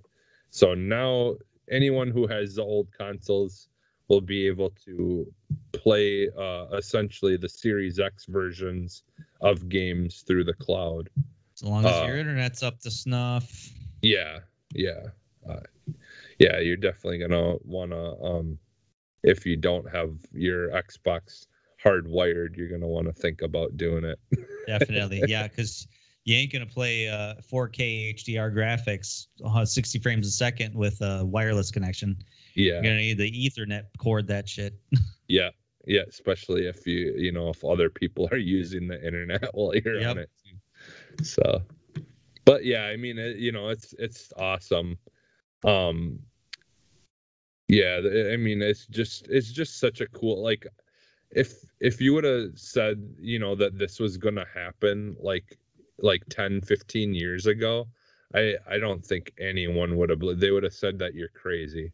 Well, the concept of streaming, like live streaming, was still foreign like 10, 15 years ago. Like obviously it was around, so it's like, okay, you could watch a 2-minute, 5-minute clip of something, or something longer, sure, fine. But like, to think that you could actually stream a video game, I mean, it still kind of like boggles my mind when I jump on my Google Stadia every once in a great while. Like, this stuff like loads up pretty quickly, and I don't have the greatest internet, but it still works pretty good. Yeah, there's definitely going to be games that work better on that system, but it's just like, even just the idea of being like I joked about earlier, that just being able to play a game and try it, and not have to download it onto your hard drive to find out that it's not something you're interested in, is just such a big deal, especially like when the hard drives and stuff, the expansion drives and all that stuff is still pretty expensive right now, and it's just not it's not easy for everyone to be able to just go out and buy an expansion for their consoles. For sure. But yeah, when we talked about just moving on, when you talked about Hellblade, they a few weeks ago they announced that they had a Series X S upgrade. I actually played the upgrade a couple weeks ago. I just forgot to talk about it on the episode, but it's not a substantial improvement. Like it's not like bam, like holy crap, that's amazing. You know, it's a bump in frame rate. It's a little bit of a bump in graphics, but like you have to really have a fine eye in trying to find it. Yeah. So. Yeah, and so like now, like because I was a little confused about this, but they, like I had seen that they said like now that they had actually are adding ray tracing and all that stuff to it. Mm-hmm. Yeah. So yeah, I just kind of threw that on. But like I said, it's so subtle. It's so subtle that it's like you'd have to really like kind of stop and pay attention to these things. Yeah. You know, to really notice it. Well, I mean, that game looks so amazing to begin with, right? Like, I mean, I mean, so that's why temper your expectations. If you come into this game and you're like, well, that's not that much of an improvement. You know, it's an improvement, but it's not going to be substantial. Yeah. Yeah. It's just, made a amazing looking game look slightly better. Yeah. Yeah, which is fine. Yeah, exactly. So. And then the next one was Wasteland 3 is getting their big expansion, Cult of Holy Detonation. It was like Detonation. Yeah, it was an interesting looking thing because I haven't been able to jump into this yet, but I know people. There's a lot of people who absolutely loved this game and just. Absolutely fell in love with it that like when it came out and said it was really good because I had tried playing like Wasteland 2 or something like that and it just wasn't really doing anything for me. But this one people seem to really, really like a lot. So so that new expansion then comes out October 5th. So this game's been out for a while, so I've been working on this expansion for quite some time. Yeah, it looked really cool. It kind of added like a very colorful kind of like brought a little bit more color to the game because I feel like if I remember correctly, the standalone game is kind of it's your typical Wasteland type, like I mean your typical RTS. Yeah, so. And then next they had the Sea of Thieves Mayhem ship, which is a Borderland themed ship, which is free. I don't know how long. I don't remember how long that was going for. I would imagine it's probably still going on, or who knows? It might have ended this weekend. I'm not sure, but yeah, that's the one thing about Sea of Thieves. It's kind of cool is they do this kind of stuff a lot where all you got to do is hey, play during this time and you'll get this cool looking theme for your ship or whatever, or cool looking theme outfits or whatever. So yeah, like man. Sea of Thieves is like one of those games that I constantly wish that I had a whole bunch of friends who loved playing that game so I could get into it more because I haven't. It ain't gonna be me. I'm sorry. I mean, it looks too cartoonish for me, and I think that's what it is. Like I'm all about presentation a lot, and it just looks kind of cartoonish to me. Yeah, I'm pretty sure it's fun. I don't doubt that. Yeah, I'm pretty sure. I completely understand. Like, I mean, I was one of those people that was like, just completely wrote off Zelda Wind Waker because of the art style. Like, it was not something that I wanted. So I just kind of, I would like to play it, but it's just, yeah. At the time, it just didn't. It wasn't what I wanted. So yeah, I completely get that because like the art We're style. so bougie. Like we're like, it doesn't meet my taste. But hey, I mean, when you live in a world where there's like we literally got like 3 new games coming to Game Pass every week. I know, Like, no I mean, kidding. you've Like we kind can't of play them gotta, all. unfortunately, you've got to be picky because, like there's the chance that you're going to stick with a game that you're not really caring that much for and end up missing out on one that you would have absolutely loved. So, like, Yeah. I think that's the thing is like, unfortunately, because I don't worry about it. That there just because I don't like something doesn't mean that's the overall thought of that game. There's going to be a whole bunch Well, of people the absolutely. internet would like to have a word with you because apparently that's how that works on the internet. That basically, if you don't like something and you go on the internet Yeah. and say that you don't like it, that means it's gospel. And that means it's trash, and everybody else should think it's trash. Yeah. And everybody that disagrees with you is stupid. Yeah. Man. Yeah, it's moving on. Yeah. Moving on. So State of Decay 2. This actually brings me back because I was thinking about getting back into this game, but then I realized, no, you got other games to play. Yeah, I absolutely loved the first one. So like for them to be really bringing back that original, spots and stuff from the original map and all that. So yeah, the expansion is, I believe, altogether is called Homecoming. So it's new maps and weapons that you can only, and some of the weapons you can only find in certain maps or certain areas. So like they're specific to certain maps and areas, and then you can obviously, once you find them, you can bring them into the other parts of the game. But yeah, it's just kind of gives people a reason to go into some of those areas and explore. And yeah, so that will be coming out October 1st, so pretty quick here it'll be out. Just in time for Halloween. Yeah, so I'm the same. Like I've tried going back into 2 and stuff, but I think for me that's a game that I want to play with friends too. I'd rather play with other people because sometimes it can get overwhelming trying to do a lot of that stuff by yourself. So yeah. So the next game or next thing that I kind of had fun stuff on was the Stay Blade. So it's a new game that's coming out next year, and it reminds me of like Remnant from the Ashes, but more on the Dark Souls kind of like side, a little bit more.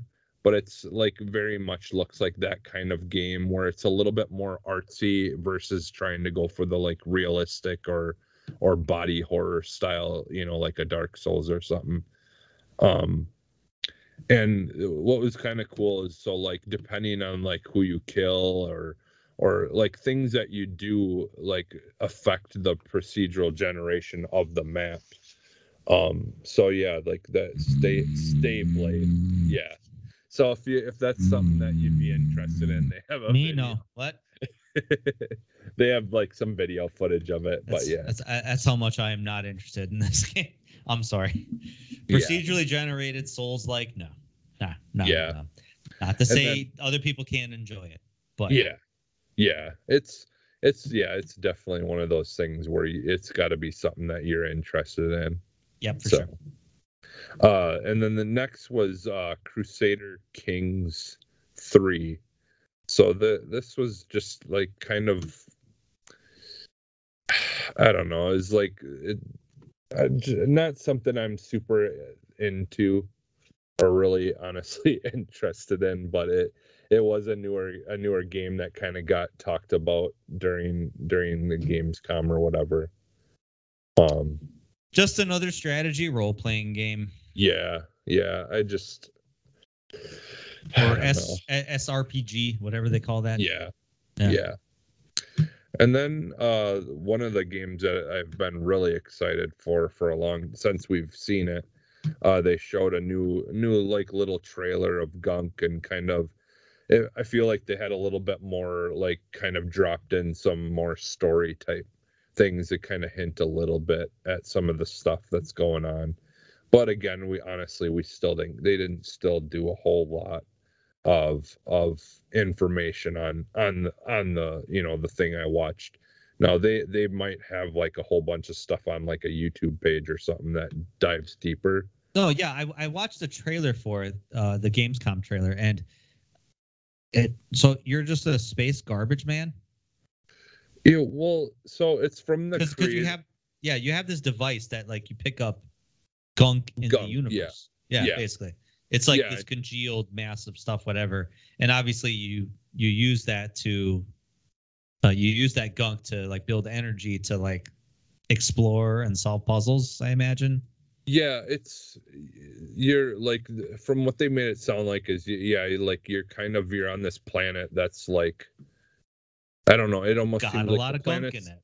It's it's like dying, yeah, and then you fight, like, you go and you're like cleaning it up and trying to, like, restore the health of like the wildlife and stuff like that. It kind of seems like, because there's like a bit in there where he's like, oh, like, once you clean up the gunk, like, everything, starts to thrive more or whatever. I don't remember the exact wording, but yeah, like, you notice that, like, when you clean the gunk stuff up, that the wildlife and the trees and things started to, gain color again and be healthier again and stuff like that. Yeah, I mean, so, like, yeah, it's from the creators of the SteamWorld Dig games and stuff. So it's, like, kind of almost got that aspect of, like, moving through stuff using what these tools.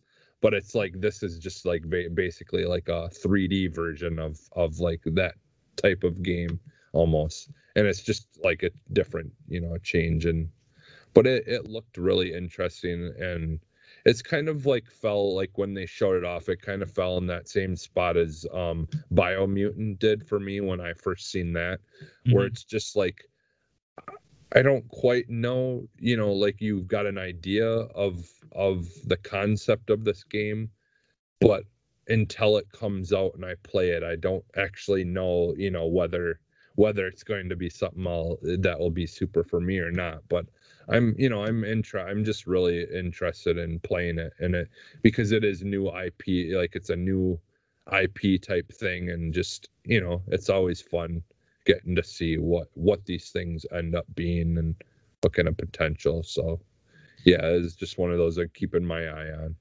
So I need to add something to your list, because I'm surprised you forgot about this. You remember we talked about Scorn a while back? Yeah. That got a release window at Gamescom. Oh, did it? Yeah, did it? fall. It's coming out this fall. Oh, okay. Yeah, it was a quick brief, like, okay. And I think it was just in the opening trailer of Gamescom, where they showed the logo, and it just flashed like fall 2021. Oh, okay. They didn't show gameplay or anything like that. I Googled, I tried. I was like, did they show any trailers for it? Like, and I missed it or something like that. But yeah, so Scorn is that. Yeah, I for those in listener land, Scorn is like that H.R. Giger style horror art game. Yeah, H.R. Giger, who's very well known for his art work on the Aliens franchise. But so was it shown during the actual opening trailer? Just the opening, the Gamescom opening trailer. One? Xbox, no, just the Gamescom opening trailer. Nothing to do with Xbox. Okay. Yeah, because that's supposed to be an Xbox exclusive. Yeah. So that's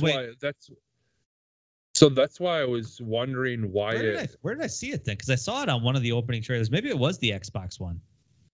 Yeah, then I must have missed it, because I was totally that's one of the games that I was like, kind of like, okay, we need to learn or see or hear about this game, because it's supposed to be coming out this year and it's Xbox exclusive. Why are we not getting anything more about it? It was shown. It was shown during an Xbox Game Pass video.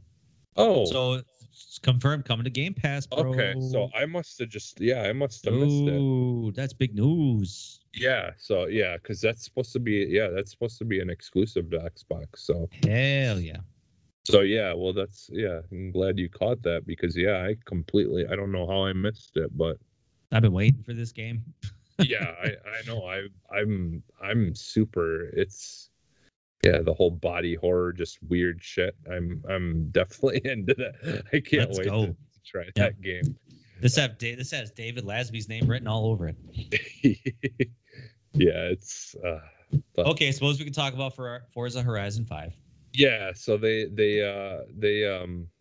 showed off their sweet controller. I mean, I liked it. I thought the controller looked amazing. Bro, it looks like a rainbow threw up on it. Like, Well, what the hell? I'm sure other people look cool. I always hate everything for some reason. Someone ate Skittles and then puked on it. Yeah, right. Like all of a sudden they ate a bunch of Fruity Pebbles and just like bleh. Hey, I mean, I don't know, man. Like it's cool that it's see-through, I guess. Mm-hmm. Yeah. But I'm looking at it right now and I'm like, who did this? Yeah, I mean, I think, and again, like that, that's how art works. A lot of people will absolutely love like certain blue art and things, and it's just like blue and magenta and just, I mean, it pops. Like I get it. See it that? pops. Yeah, I think that's why I like it. Is it's just you after a while of like just getting like your solid color or like it just like I just like that it's super colorful and just kind of like sticks out like a sore thumb. Like you're not gonna lose that controller. You definitely ain't. That's for sure. This shit probably glows in the dark. Yeah. Hey, the Sea of Thieves one did, which to this day the Sea of Thieves one is still, I think, the best controller that they've ever made. That's themed after a game. I wish I could have. I had the money to get it when it came out because now they're like $200 if you want to buy one because people are selling it for ungodly amounts of money. Yeah, it's insane how much you have to pay to get one now. Mm-hmm. But they showed off the controller and that, but then they showed off a bunch of some of the new cars that they kind of are focusing on in this game, and man, that gameplay, just the like dropping the cars out of the airplane and then it's standard Horizon stuff, just like bombastic, like, hey, we're just gonna drop you from a plane. Yeah, like you're in a Ford Bronco, we're just gonna drop you and just parachute down. It'll work out okay. Yeah, and you just keep going. Yeah, like, it was so. Or even the other one where it's like, I'm gonna fly this plane really close to the ground, like real close to the ground, and you're just gonna kind of hit the reverse and just drive out and just kind of go. Like it's, I mean, whatever. That's like Hollywood shit, but it's cool. It's cool that it's like, in a game. Yeah, it's like straight out of like Fast and Furious kind of shit. Yeah, pretty much. But I'm into it. I'm into it. Like that's what Horizon's about. Like it is going to be a realistic racer. It's over the top. It's crazy. It's fun. Yeah, it's like so. But like the gameplay of this stuff, man, when they were showing it, and I wasn't even watching it in 4K, like, and it still looked like just phenomenal. And like that scene where they kind of show you, they're like, oh, they're racing off to the sandstorm that's happening, and then you like see this like pan out the camera and you see the sandstorm happening, and it just looks so cool. Like it just that game. Even though you can't physically drive through a sandstorm in real life that way. Yeah. But it's still cool. Yeah. Because it's a video game. Yeah. Yeah. It just looks. Sometimes I got to disconnect myself from that kind of stuff. It's like, you can't do that in real life. You can't do that. You can't just drive through a sandstorm in a Lamborghini. Come on. Yeah. But it's a video game. Chill. Yeah. Yeah. Well, like a lot of times you do that with movies too. There's only so much sometimes that you can, have disbelief, with and Have fun. Yeah. Disconnect. So yeah, but the gameplay and everything that they showed, it looked amazing. So I can't wait. All right, and so yeah, we had I have some other like just kind of extra things that I also threw in here on top of mixed with some stuff that we also seen there. But so Phil Spencer actually had confirmed on Twitter, I believe it was, that Game Pass will work on the Steam Deck. So I know especially like even in our network, we had a couple of people who were getting or already had pre-ordered a Steam Deck, and one of the big questions was whether Game Pass would be able to run on it. And now is it the cloud service? I can't imagine you could download a lot of Game Pass games. Well, I let's see, because I know this was earlygame.com that I kind of linked the. Yeah, it's game the cloud. Okay, yeah, because I was pretty sure that makes sense more so than like having like to actually download these Xbox games. Yeah, and I mean, honestly, the thing is though is, I mean, he confirmed that will obviously work on it without you having to do any workarounds.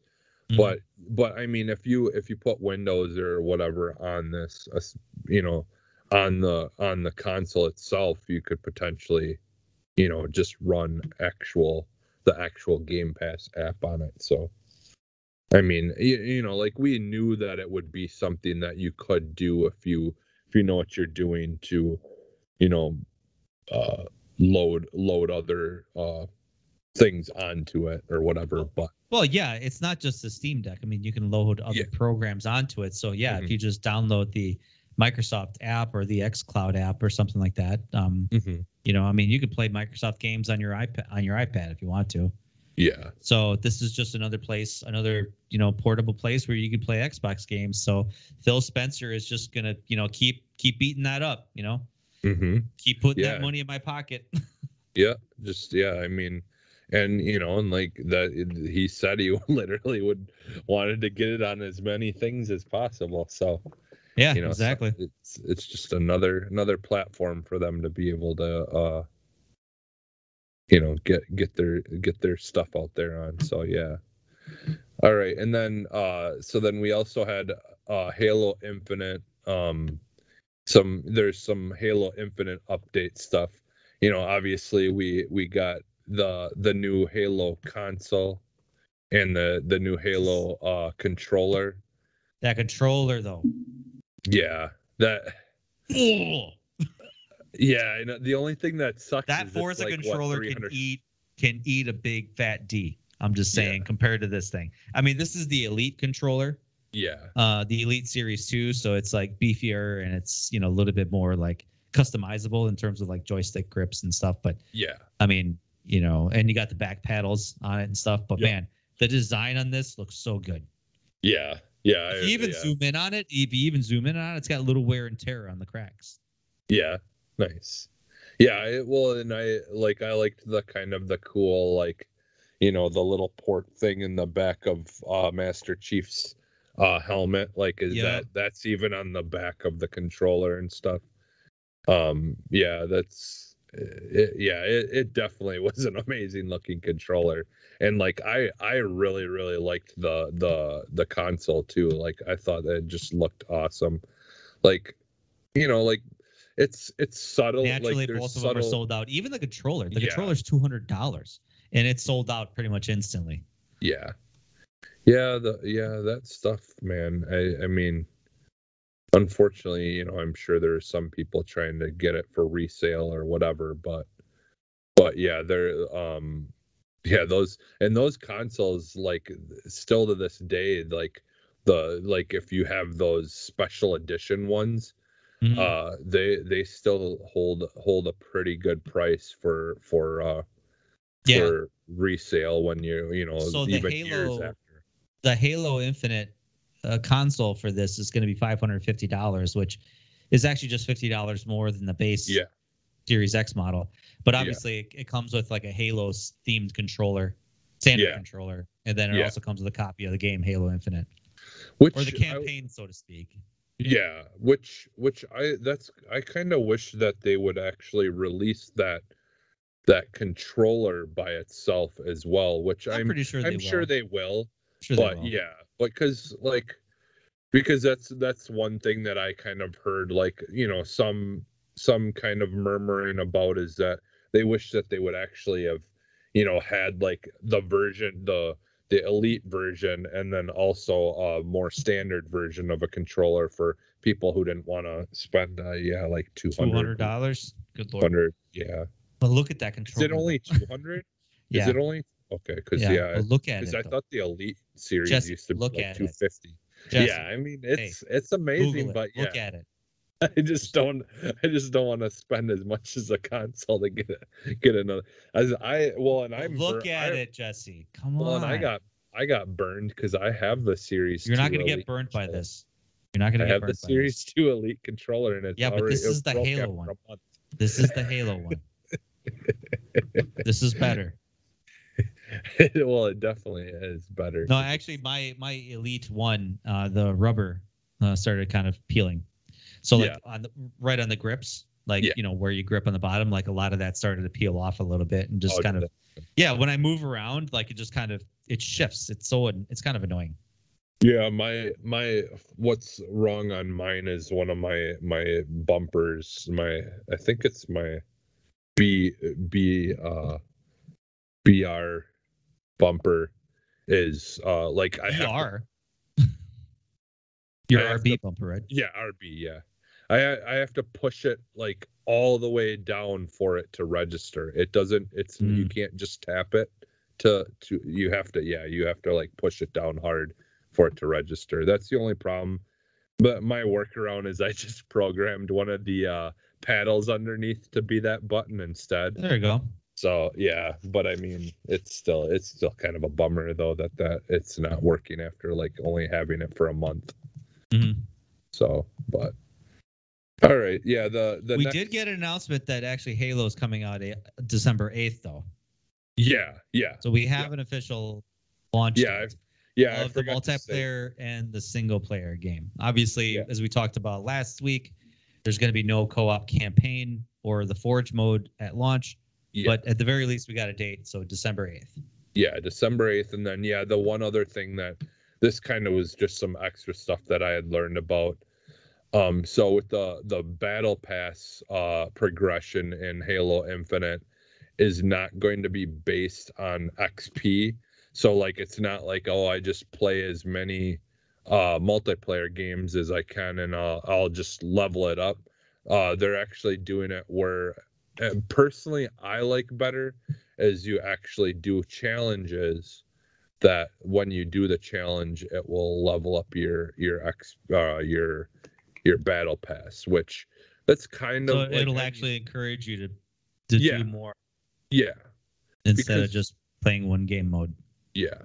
Because like going back to like what I was talking when I talked about when I would play Call of Duty, a lot of the times like I'm making up fun challenges that aren't doing anything for me in the game, but it's just like I like having like just some fun challenges that I can do to make it more about not just killing people and that's it, winning, losing.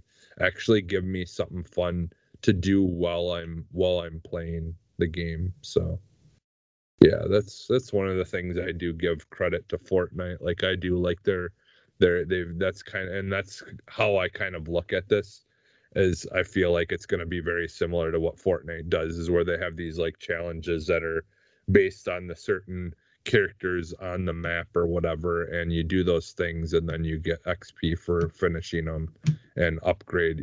They'll give you a big chunk of upgrading battle passes. So that's kind of how I looked at this, as it being kind of similar to that. So all right, and then there was and this wasn't part of the thing, but we did get a couple of days ago already now 15-minute footage of Elden Ring. And they kind of like really talk about, or kind of, or really show like what's going on in the game and how you play it. But there also was some there's a lot of videos that are explaining things. So this is no gameplay, but like a lot of people saying we played it. There's no, this is like the interesting thing about it is, so like this game is like just straight up a mixture of their three main games that they're known for making. It's a mix. It mixes the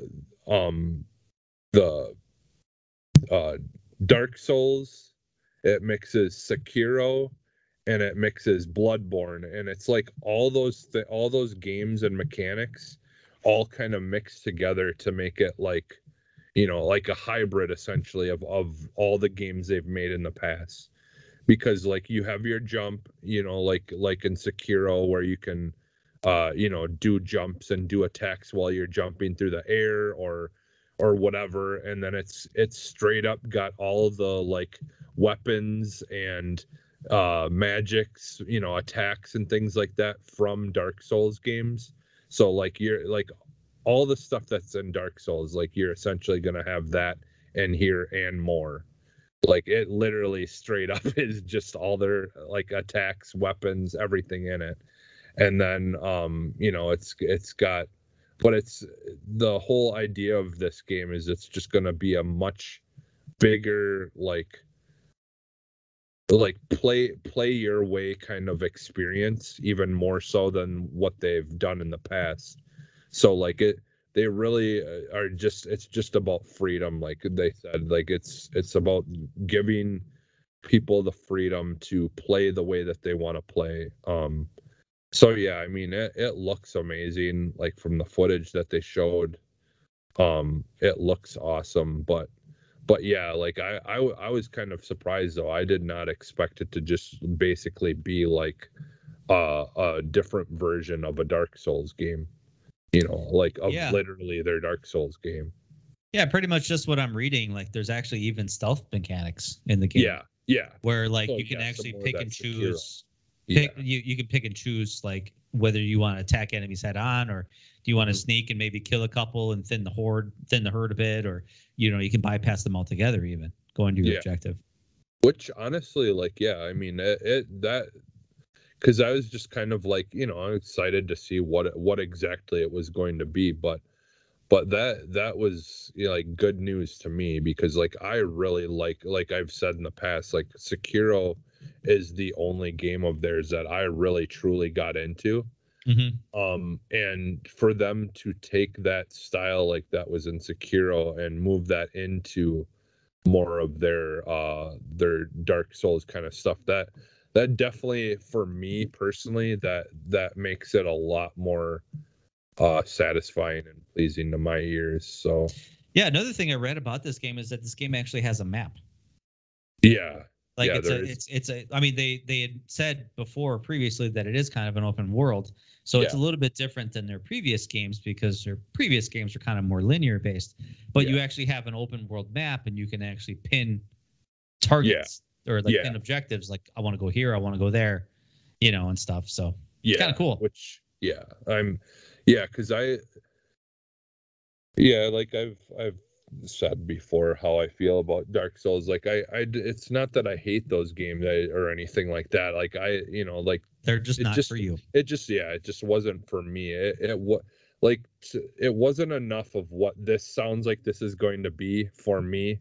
So like like this is going to be more of the kind of game that I'm interested in. But yeah, so all right. And then we got the Saints Row reboot. They showed the trailer and stuff, obviously at the show, on the show, but then there is also some actual deep dive videos that you can go watch on the Saints Row YouTube page.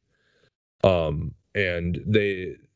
there was a couple of people, there's some people were confused by some of the wording and stuff of like when they first announced it, and so they kind of released some deep dive stuff to kind of clear things up a bit. So yeah, like, because I was even, I was one of those people too, where when she said that you played as the boss or whatever, I was a little confused because, and the big thing in those games has always been creating your own character. Yeah. And so it sounds like I wasn't the only one that accidentally took it that way or whatever, but yeah, they cleared that up, that this is going to be like one of the most expansive, like broad, like creative characters that they've ever done. So like, yeah, Well, yeah, because they have more tools at their disposal nowadays with the new systems. Yeah. So, Yeah. but what a lot of people, what I read that didn't like was like, so the Saints in all the previous games were like these big badass gangsters. Like we're talking like, they were like hardcore gangsters that didn't give a shit about anybody. You know, they always came in and they were like larger than life. What was depicted of the Saints in this game was that they were small time. Yeah. They were just a bunch of, they looked like a bunch of kids or something like that. So I think that's what a lot of people kind of got from that trailer, which admittedly is like, okay, they showed a 2-minute trailer, a 2-minute CGI trailer. Yeah. And it's like, if that's what you got and that's what your butt hurt about, like, wait till the game comes out. Or wait till we start to actually see like more footage of it. Like, and even if it's a small time like gang, this is a reboot. Yeah, well, this is a reboot. They've explicitly stated that it is a reboot. So we could be rebooting the whole series. We could be rebooting the whole concept of who the Saints are. Yeah, that's essentially what is happening, is they are rebooting completely. See, like, so I've played all, like all of them, all the Saints Row games, including the first one. And so what I actually like about this approach that they're taking is, in the first original Saints Row game, Saints Row already exists as something, as a big like gang in the area that you don't want to mess with, right? Like they've already built their turf and all that stuff. Whereas the reason why, like, because some of the things people even complain about is, oh, there was not enough purple, or there wasn't enough this or that, but if you watch the trailer, there's the scene where they've got the whiteboard and he's writing all the things that we need to do. We need to come up with a logo. We need to come up with a, like, so like, I like that they're literally trying to create the Saints Row from the very beginning. You're not coming into a game where something already exists. So like you're getting to live out that origin story of how it gets started. So like, yeah, they're not going to be like the biggest, toughest gang out there, because they're just starting. And like, I know the big joke is like people comparing the one dude to Steve Urkel, and there's all kinds of memes and things going on the internet with this, apparently. But I mean, it's hard not to tell. Yeah, like, that's the thing though. Like, I, as a big Saints Row fan, like, I was a little bummed when I had that misunderstanding.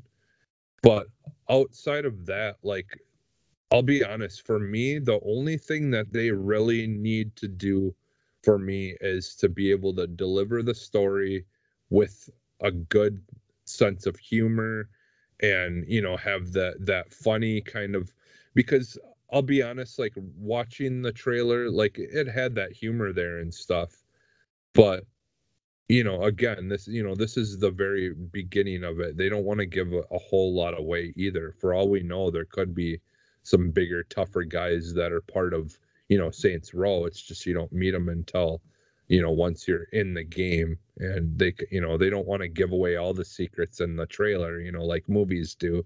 Well, no, the developer video that you're talking about, like, it shows a hell of a lot. Like, it shows gameplay too. Like, they showed some gameplay even.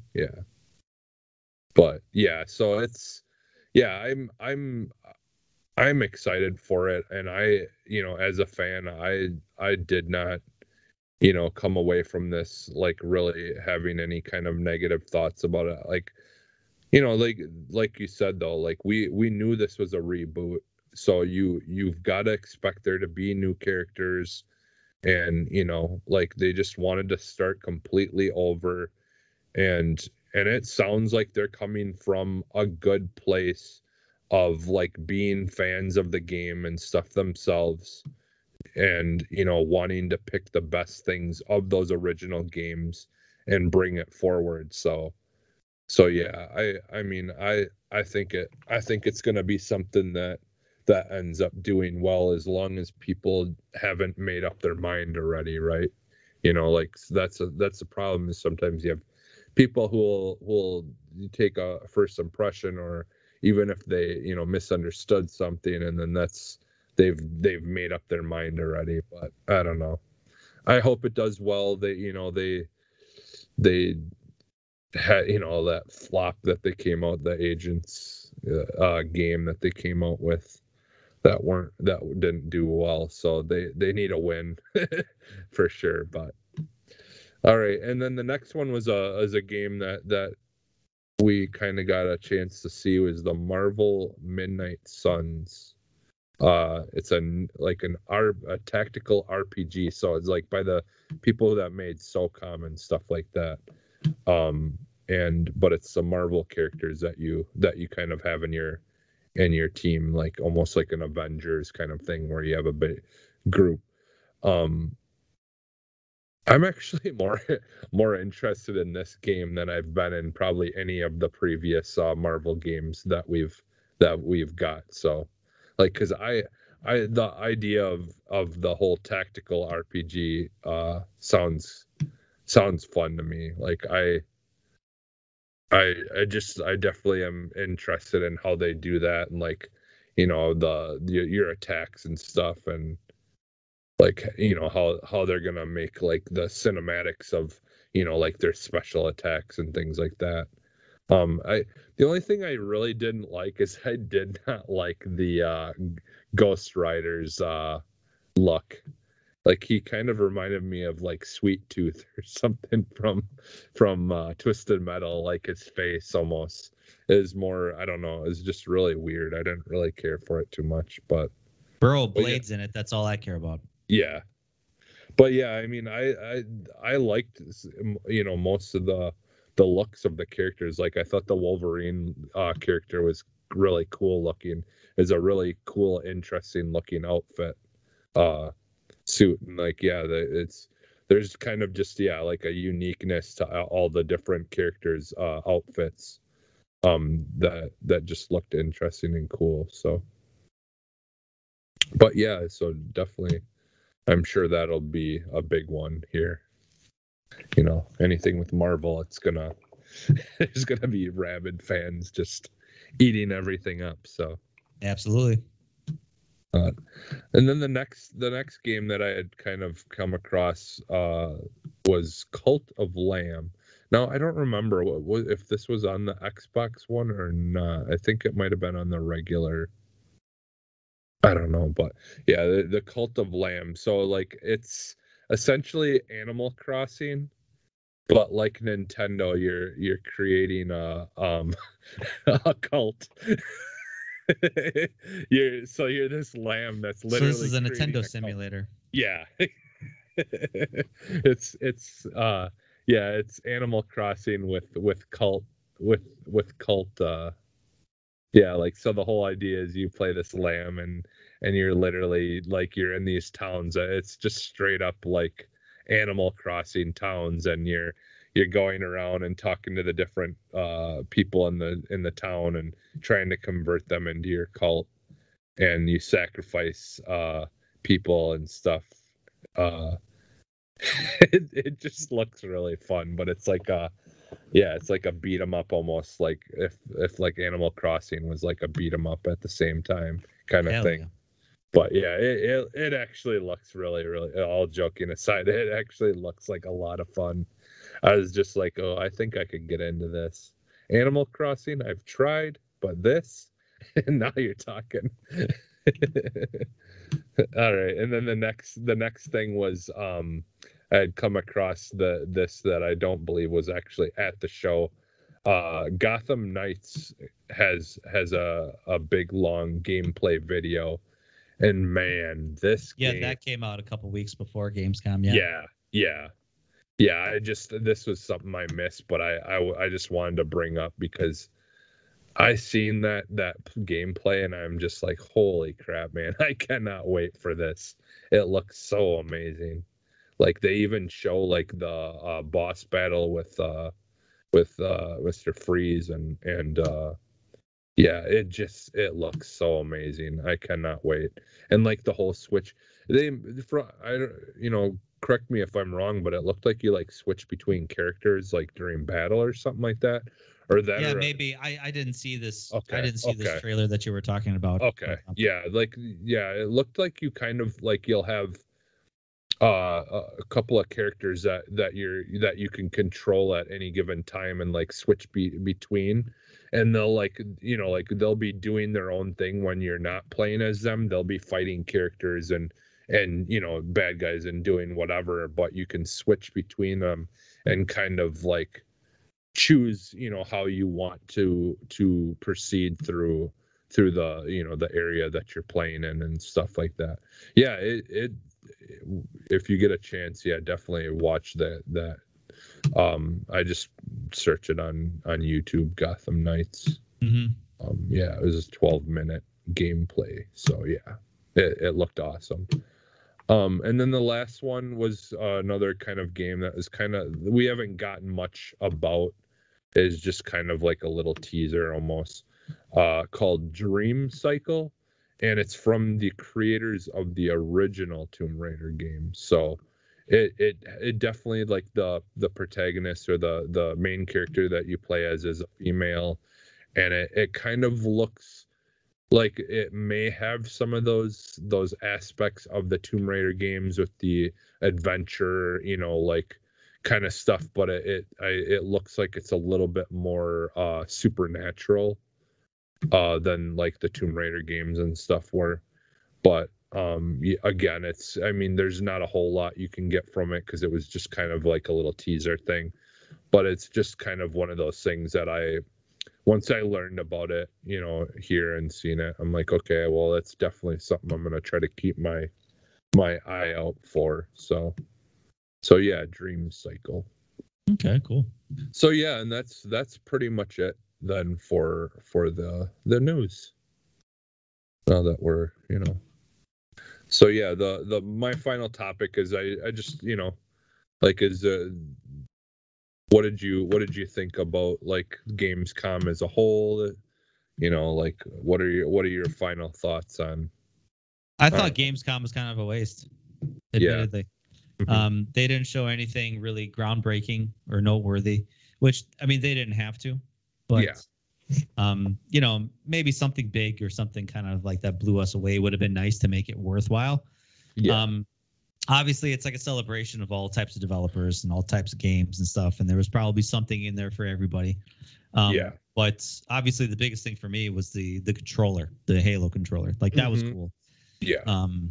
And obviously the Series X system, which you can't find those systems very regularly. So what makes, that's a very extremely limited edition because the Series X is a limited edition by itself. Yeah. So it's like, yeah, they might as well have called it like Xbox Series X limited edition. Yeah.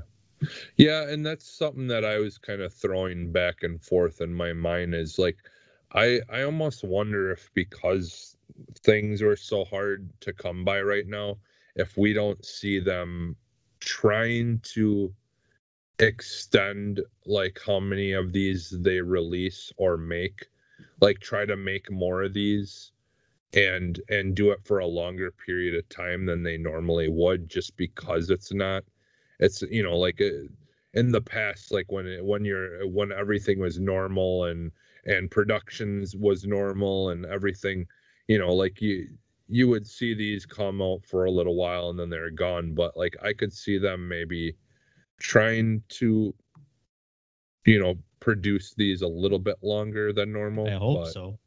yeah, because I'll be honest, like especially when considering it's a new console and you've got the potential of so many people who haven't been able to get one yet. Like in my mind, like you continue to make this the standard, like like of the console for like a year or so, and you're gonna get way more people who are gonna wanna buy that console because not only is it the limit, the special edition one, but like people that are maybe didn't even weren't for sure whether they wanted to get the Series X and were going to potentially just get the Series S now might think twice about only getting the cheaper one. They might want to get that more expensive one. So I don't know, I think it would just make more sense to continue making those for a little bit longer, from the standpoint of you're dealing with a much bigger amount of people who want your console and don't have it yet because it's hard to get. So it's almost a bad idea to do it, honestly, because the system itself, it's not like you could just walk into a store and buy it. yeah. So like having this limited edition, and I highly doubt they're going to make this for the long term. I'm not as hopeful as maybe you are.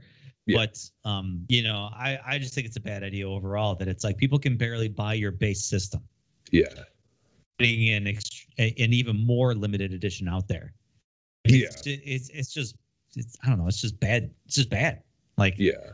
I mean, it looks cool. Don't get me wrong. But it's just, I don't know. Yeah, because good timing right now. Yeah, because I think we even talked about this on previous episodes of like, I don't remember who was all on it, but we talked about them whether they would even release a special edition console during this time when it's really hard for them to make the regular ones. But I was pretty sure that they would. Still, just because like like in their mind it doesn't matter because like like people are going to buy consoles whatever it is regardless, but because it's in such high demand. But yeah, I don't know. Well, I'm not even really hopeful that they will do it long term. I just think it would be a good idea for them to do it that way. But they should do it. Yeah. Because like I said, it's going to bring more people and keep that enthusiasm of wanting to get your console. It's just going to make that a much better chance that they stay interested in buying it. So yeah, I do agree with you. Like I wasn't disappointed with the show, with the shows, like because there was definitely some stuff in there that we needed to know or whatever, but there was a lot of filler around a lot of the things. I do feel like that would definitely turn a lot of people off, like you're more like people that aren't quite as interested in deep dives and things like that. But I liked it for the most part. But yeah, there was some letdowns. I feel like I would have liked an actual like legitimate segment talking about that the game that they just flashed was coming, and to Game Pass, like instead of getting these deep dives on games that we already kind of know a lot about, that we I think that's part of my problem is like giving time to stuff that doesn't really need it and then not giving enough time to the things that like obviously I left Psychonauts 2 out of this, which had a big section, and I get it, they're trying to do that one last push to really sell that game because it's going to be out. But at the same time, it's like, well, did we really need to have that big, deep, Yeah, no kidding. I don't know. Like, they're like they're doing what they feel like they need to do, but I do think there are some aspects of how they kind of did the show that could have been better, but overall I did enjoy a lot of the stuff from them. So yeah, that's to wrap it up. That's kind of my final thoughts. So yeah, I mean, like I said, I know there probably wasn't much to show at that point, but yeah, it's fine, whatever. Like I said Yeah. earlier, maybe sometimes there's a lot of developers that say like we have nothing meaningful to show, and we're not trying to prep for an awards ceremony or not awards, but like a convention. yeah, We're not trying to take development time away to work on a convention showcase. Yeah. Like Yeah. we want to work on the game, and I respect that. yeah, and I mean, like obviously Xbox wants to make sure that they're giving the developers and these teams the time to really sell their product, and and make sure that they're getting stuff out there. It's just it's not always for everyone. So Yeah. Yep. But all right, well, where can people find you, Stoy? Well, I'm not only can you find me here on Arsenal X, you can find me on the EXP cast. I basically host another video game podcast, part of the Boss Rush Games Network. So you can follow us on Facebook, Twitter, and Instagram at EXPcast. You can also follow us on Discord as well. We are on the Boss Rush Games Discord, and I'm on there. I pop back and forth everywhere. So yeah, so we put out episodes Mondays and Thursdays every week. This week it's only going to be on Thursday because Josh, one of our members of our show, hosted a video game tournament today. Actually. Oh, okay, nice. Yeah, so we can't wait to talk to him about that this week. Yeah, so, that should be fun. That'll be a fun topic. Yeah, it'll be interesting. It'll be interesting to see how it went. So yeah. All right, yeah, and you can find me almost everywhere as Phantom and XS, and yeah, like Stoy said, definitely go to the Discord, and yeah, if you got questions like we had at the top of the show, we'll answer your question, whatever you have. You can ask us about anything. Yep, anything. We're an open book. So yep. All right, so we'll throw up the X as we exit. You guys have a great night. Take care. Day. Take it easy. Great week. Great year. See you next week.